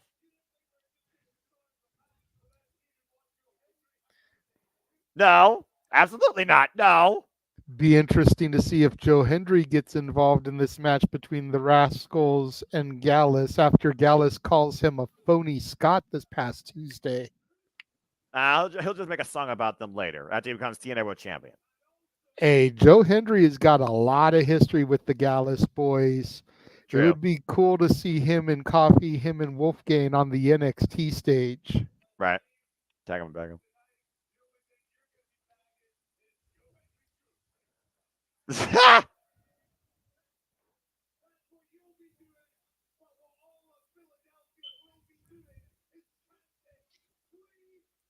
We believe. We believe. We believe. Do you believe? I believe. It's 252 pounds of pure motivation. Pure the motivation. Answer to all life's questions. You believe in Joe Hendry. Joe Hendry! Damn right! Noah, when this year started, did you think I would ever believe in Joe Hendry? No, as much as I fought it. No, honest to God, I did not think so. And I didn't think I would get back into and here comes the king of TNA. Oh, God. We Frankie did not need Kazarian. to see this party crasher. Why is he sticking his nose in business that doesn't involve him? It does involve him. This is 4 of the 6 men that are going to be in the Slammiversary match. Him and Nick Nemeth are the only 2 people not involved. And Nick Nemeth, of course, we saw last week, was taken out, presumably by Frankie Kazarian, which was revealed at the start of the show. So now Kazarian is out here because he is definitely involved in this business. He's only here to cause trouble and feed his own ego worse than all ego even pays as he joins commentary. He's here to sit down and do commentary. There's a third headset, a third chair. Right, he's going Let's to sit give there. the devil his due. He's going to sit there and be an innocent bystander, giving his own analysis. He's not going to get involved at all. Let's give the devil his due until he inserts himself into the action. Let's be fair and impartial and unbiased and give the king of TNA the respect he deserves. And the fact of the matter that Kazarian avoided the roulette wheel of random to be involved in this match tonight plays to his advantage. To your point, he is one of the remaining 2 men not involved in this match here that will be involved in that 6-way eliminator. Bell reigns are underway. For those that are wondering, Super Predicting's pencil in to be happening next week after TNA Wrestling. Yet to be official. Day and time to be determined. Stay tuned here for the JMN Multiverse of Media. Simply predicting TNA Slammiversary. It looks like we're going to start things off here with Steve Macklin and Josh Alexander. Of course, when Josh came back last year at Victory Road, he got his win on Steve Macklin in their first and only ever one-on-one encounter. And sweep out of the leg. And of course, these 2 men know each other so well. Macklin scouting the former TNA World Champion for a year. The front face lock. Get to the midsection now. Josh Alexander looking for the C4 spike. Ooh. Macklin able to shift the momentum and get in between the ropes right out of that gate. Yeah, that He was close, not though. going to have that C4 spike this early in the match, Noah. And of course, Kazarian, though, I do consider, again, yeah, you're right. He's in that match, but he's got bad blood with pretty much everybody here. Again, we saw him trying to negotiate a deal with Moose. We also, of course, saw freaking Josh Alexander beat Macklin and Kazarian alongside Eric Young in a tag team match. And Josh Alexander right now trapping the left arm of Steve Macklin. Again, folks, it's our main event here at TNA Impact. Please like, subscribe, comment, tell a friend, tab me the Moose. If you are enjoying what you're hearing, seeing, reacting to it, if you want to be a part of the conversation, donate to Dictate, Super Chat, Casting Studios, Championship Network, Red Cherry Brand. Super Chat is as simple as that. Like scoop slam by Moose. And of course, again, these two, it was Moose that caught his shot for his first World Championship against Josh Alexander at Bound for Glory 2022. Oh, wait a minute. I believe we want this to happen. Is it going to get the people what they want? Got to get the people what they want. This wild card tag team affair. Joe Hendry Legal with the TNA World Champion Moose. Who's the joke now? And of course, again, Joe Hendry and Moose have one of the defining rivalries of 2023 through Hard to Kill and No Surrender over the Digital Media Championship. I still go back and watch my James Call the .combat match. I missed that. Now Joe Hendry mounted in the corner with the punches. That was Moose that match was against? Exactly. Oh, I completely forgot who Hendry's opponent was. I just will forever remember the spot. And you know exactly what I'm talking about, where he flipped him off with the game console. Dreamcast, to be fair. Yes. Oh, God. I couldn't remember if it was an OG PlayStation or a Dreamcast. I just remember the top popping up like a middle finger. It was a Sega Dreamcast. I did not remember that was against Moose, though. Whoa! Alexander with the suplex to Macklin. Moose, excuse me. And Joe Hendry trying to take Moose over with the German suplex. Do you believe? Do you believe? We believe! Come on, Joe Hendry! Take the TNA champion over! He's got him up, stalling a little bit. Look at the strength! Joe Hendry holding up Moose in the stalling. Vertical drop suplex position. There's the cover of the leg and a 2 count on the TNA World Champion. Tag made Josh Alexander. And again, JJ, it's the eliminator match. We know these 5 men, along with Nick Nemeth, are going to be involved all at the same time. It's the last person left. Covered by Alexander. It's a 1 count. And you do wonder, again, who's going to play that to their advantage? How much are they actually going to be involved? And would any of these men stop somebody else from being eliminated? Thinking there could be an alliance. Over the fireman's carry now with the elbow strikes the side of the head. And again, face first goes Macklin into the top turnbuckle pad. Of course, Kazarian's turned his back against everybody here, starting with Eric Young. And Moose dropping the top rope out. Oof. And once again, Moose taking advantage when he can. Again, this is how the system works, even without the numbers game. Tag. Tag made. Moose is now legal. This is wild card tag team match. Another wild idea from the director of authority, Santino Marella. That son of a gun. Yeah, he dealt with Joe Hendry with his arm extended. He really wants a tag from Josh Alexander. Well, we need more motivation. You got to wonder, since you brought up that point, Noah, which I forgot, does that allow Joe Hendry to play a little bit of mind games with Moose? He's defeated him in the past. Granted, it wasn't this leveled up, evolved version of Moose that we have now, but Joe Hendry does have a pinfall victory over him. 2, actually. When a title was on the line. And again, that title match, of course, was when the director of Fortis Marella first arrived in Impact Wrestling. The Irish whip now. Macklin taking Josh Alexander down. There's a cover here And a 2 count. I'm just going to put it out there. Again, Kazarian, for a guy that claims himself to be a king of TNA, he still doesn't have a crown. And how loyal can this king actually be to this company when he's willing to do anything to just put himself ahead of TNA against any opponent? We saw what happened against all odds. He blatantly cheated. Hey, win if you can, lose if you must, always cheat. And every time Joel Henry's been trying to build motivation for TNA and for wrestling, Kazarian screwed him. Tag. Well, unfortunately, screw jobs are about as common as wrist locks when it comes to pro wrestling. Now, all I'm going to say is Kazarian's, the way he's conducted himself in the birth of TNA right now is not becoming of somebody I would call the face of TNA, let alone a king of anything.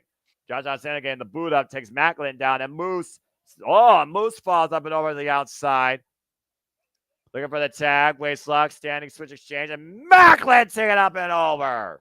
Well, you know me, Noah. I always try to play devil's advocate. Some of the greatest performers of all time have been diabolical, dirty, heel characters. Look at guys like Ric Flair. Look at what we've seen these last 4+ years with Roman Reigns. Uh-oh. Well, that was overkill for a year, and I still stand by that as Macklin. Look at Shawn Michaels. Cover. Kick out. You look at Randy Orton. Look at Edge, the ultimate opportunist.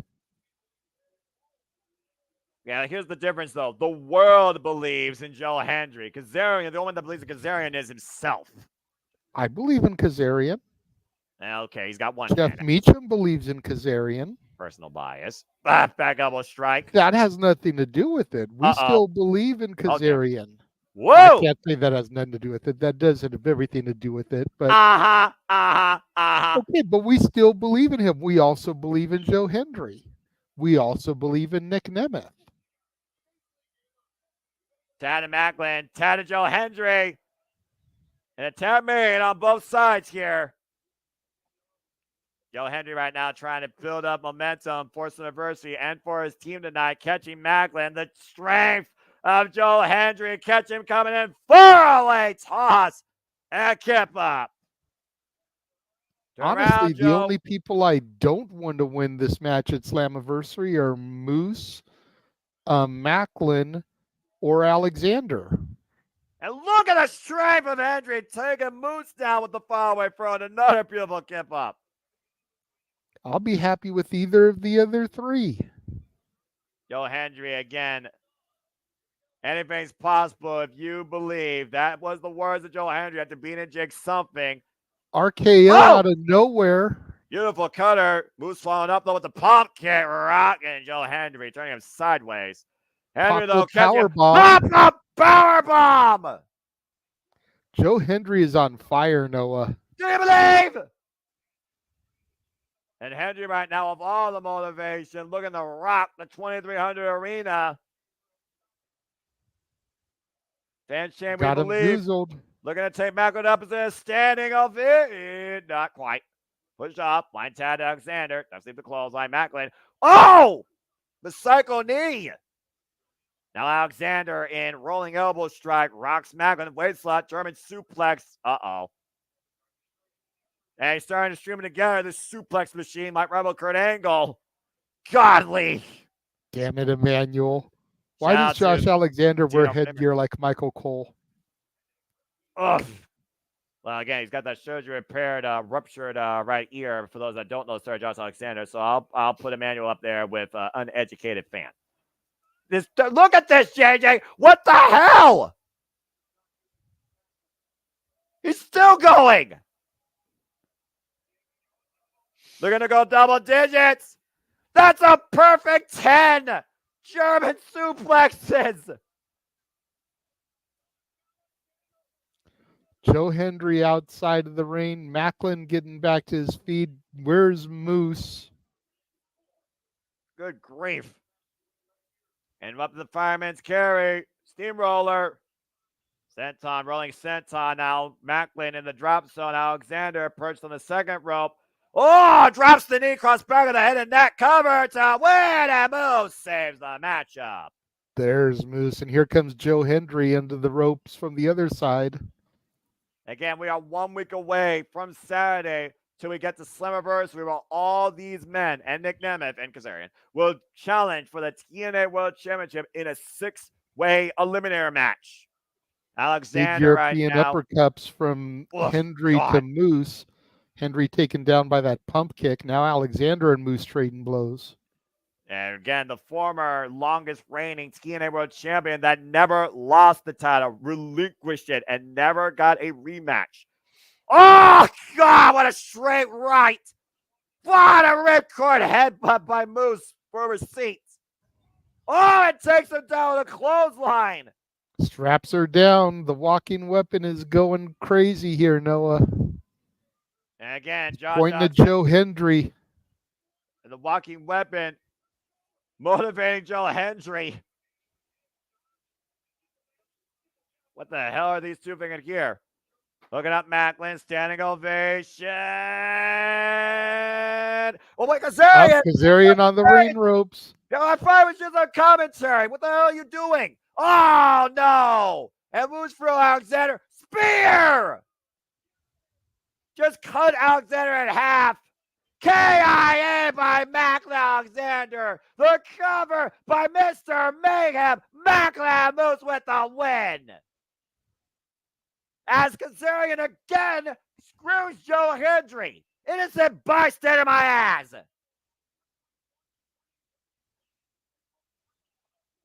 Again, someone's dream, 5 men's dream, is going to be denied. And is Kazarian going to do everything possible to deny Joe Hendry at the biggest career moment of his life? Again, all these men, it is everybody for themselves for the TNA World Championship. Can anyone take down the system? Or are we just going to continue to look at the face of the franchise?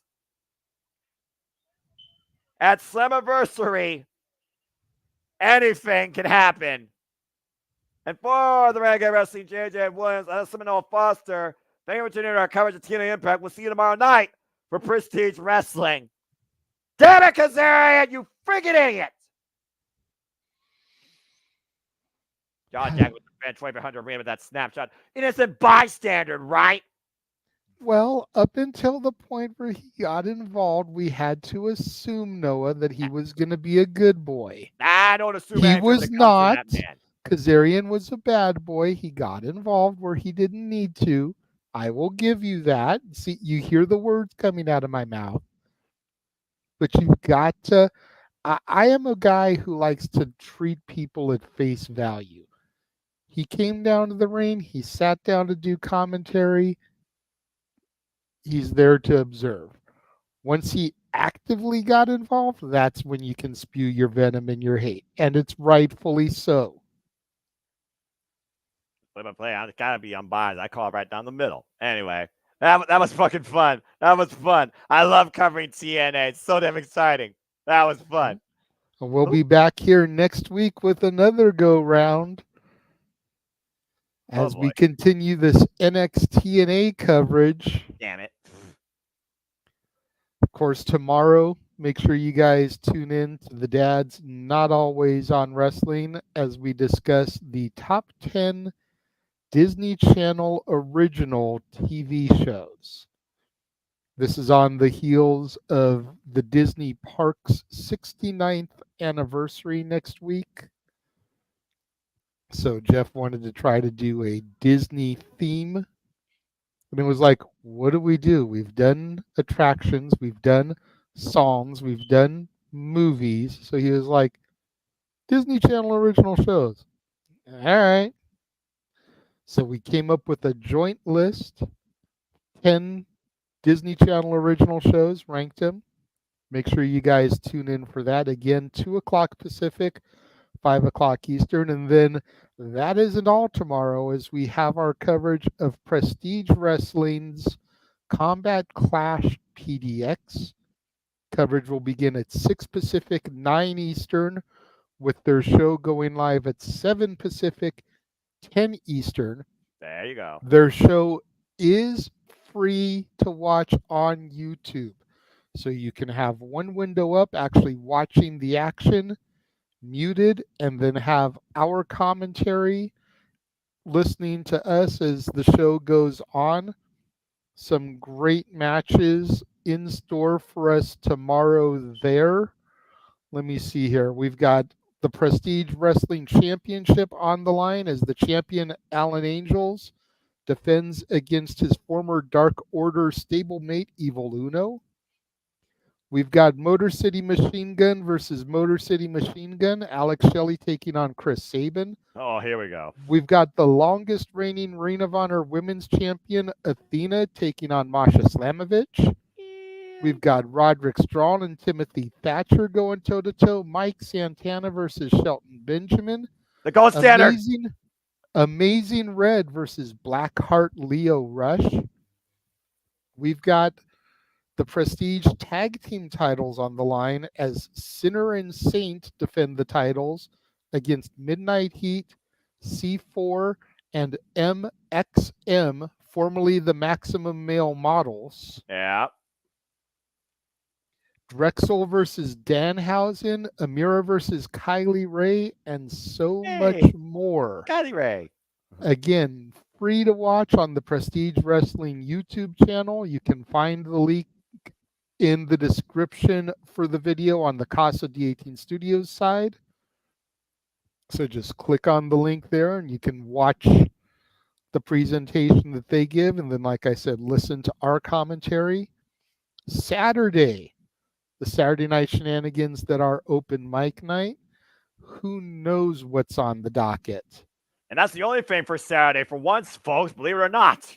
I know. I'm sure we'll be talking about the Stephanie Vakir situation.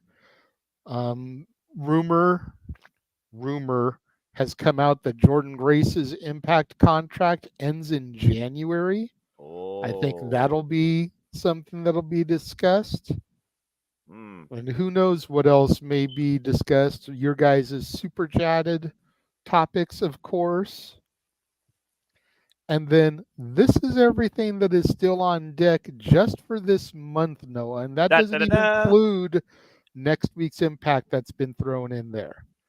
All I got to say is let's fucking go. Again, super predicting, folks. Again, there it is. It's official. 10:30 p.m. Eastern Standard Time for the go-home show of TNA Impact that we will be covering here back-to-back. Buckle up, folks. You're in for a nonstop Thursday night as all the rest continues to unfold. And we are literally covering everything this freaking month. Let's fucking go.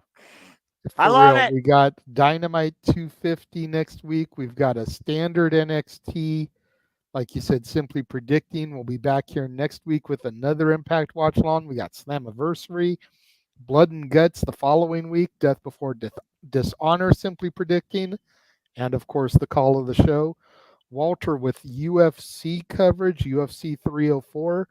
Josh Barnett's Bloodsport 11 featuring Shayna Baszler. Featuring the Creed brothers. Featuring Let's Josh Woods. fucking go. Featuring Josh Woods. Featuring Miyu Yamashita making her Bloodsport debut. Holy hell, Walter and James are in for a hell of a call. I'm jealous. Yep. Emmanuel says if Lizzie McGuire isn't on the list, Arlene is going to be happy. And then he super chatted Jeff's side saying, make Arlene mad. Have Lizzie McGuire in your top 10. Well, I am not going to reveal if Lizzie McGuire is in our top 10 or not.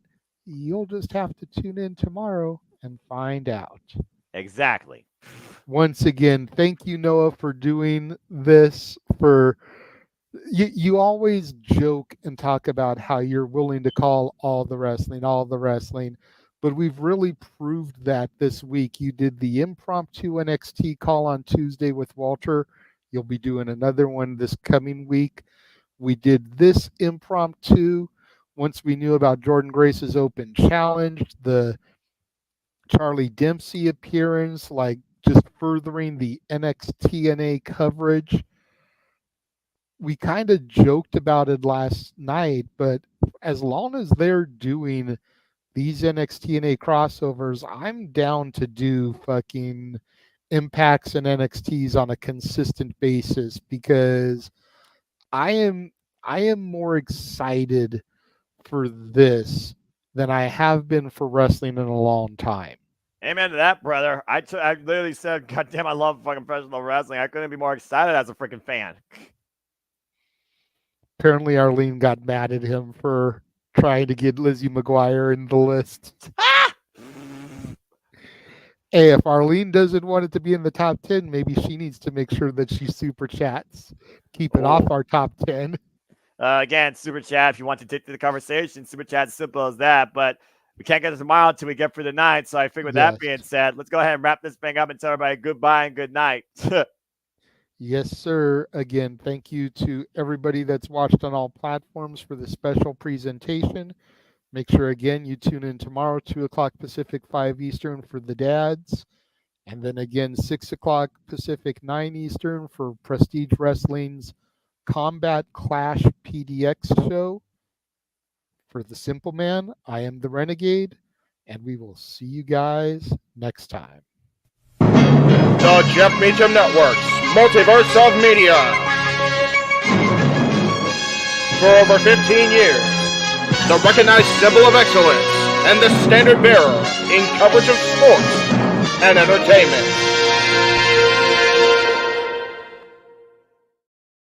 Have a good night, folks.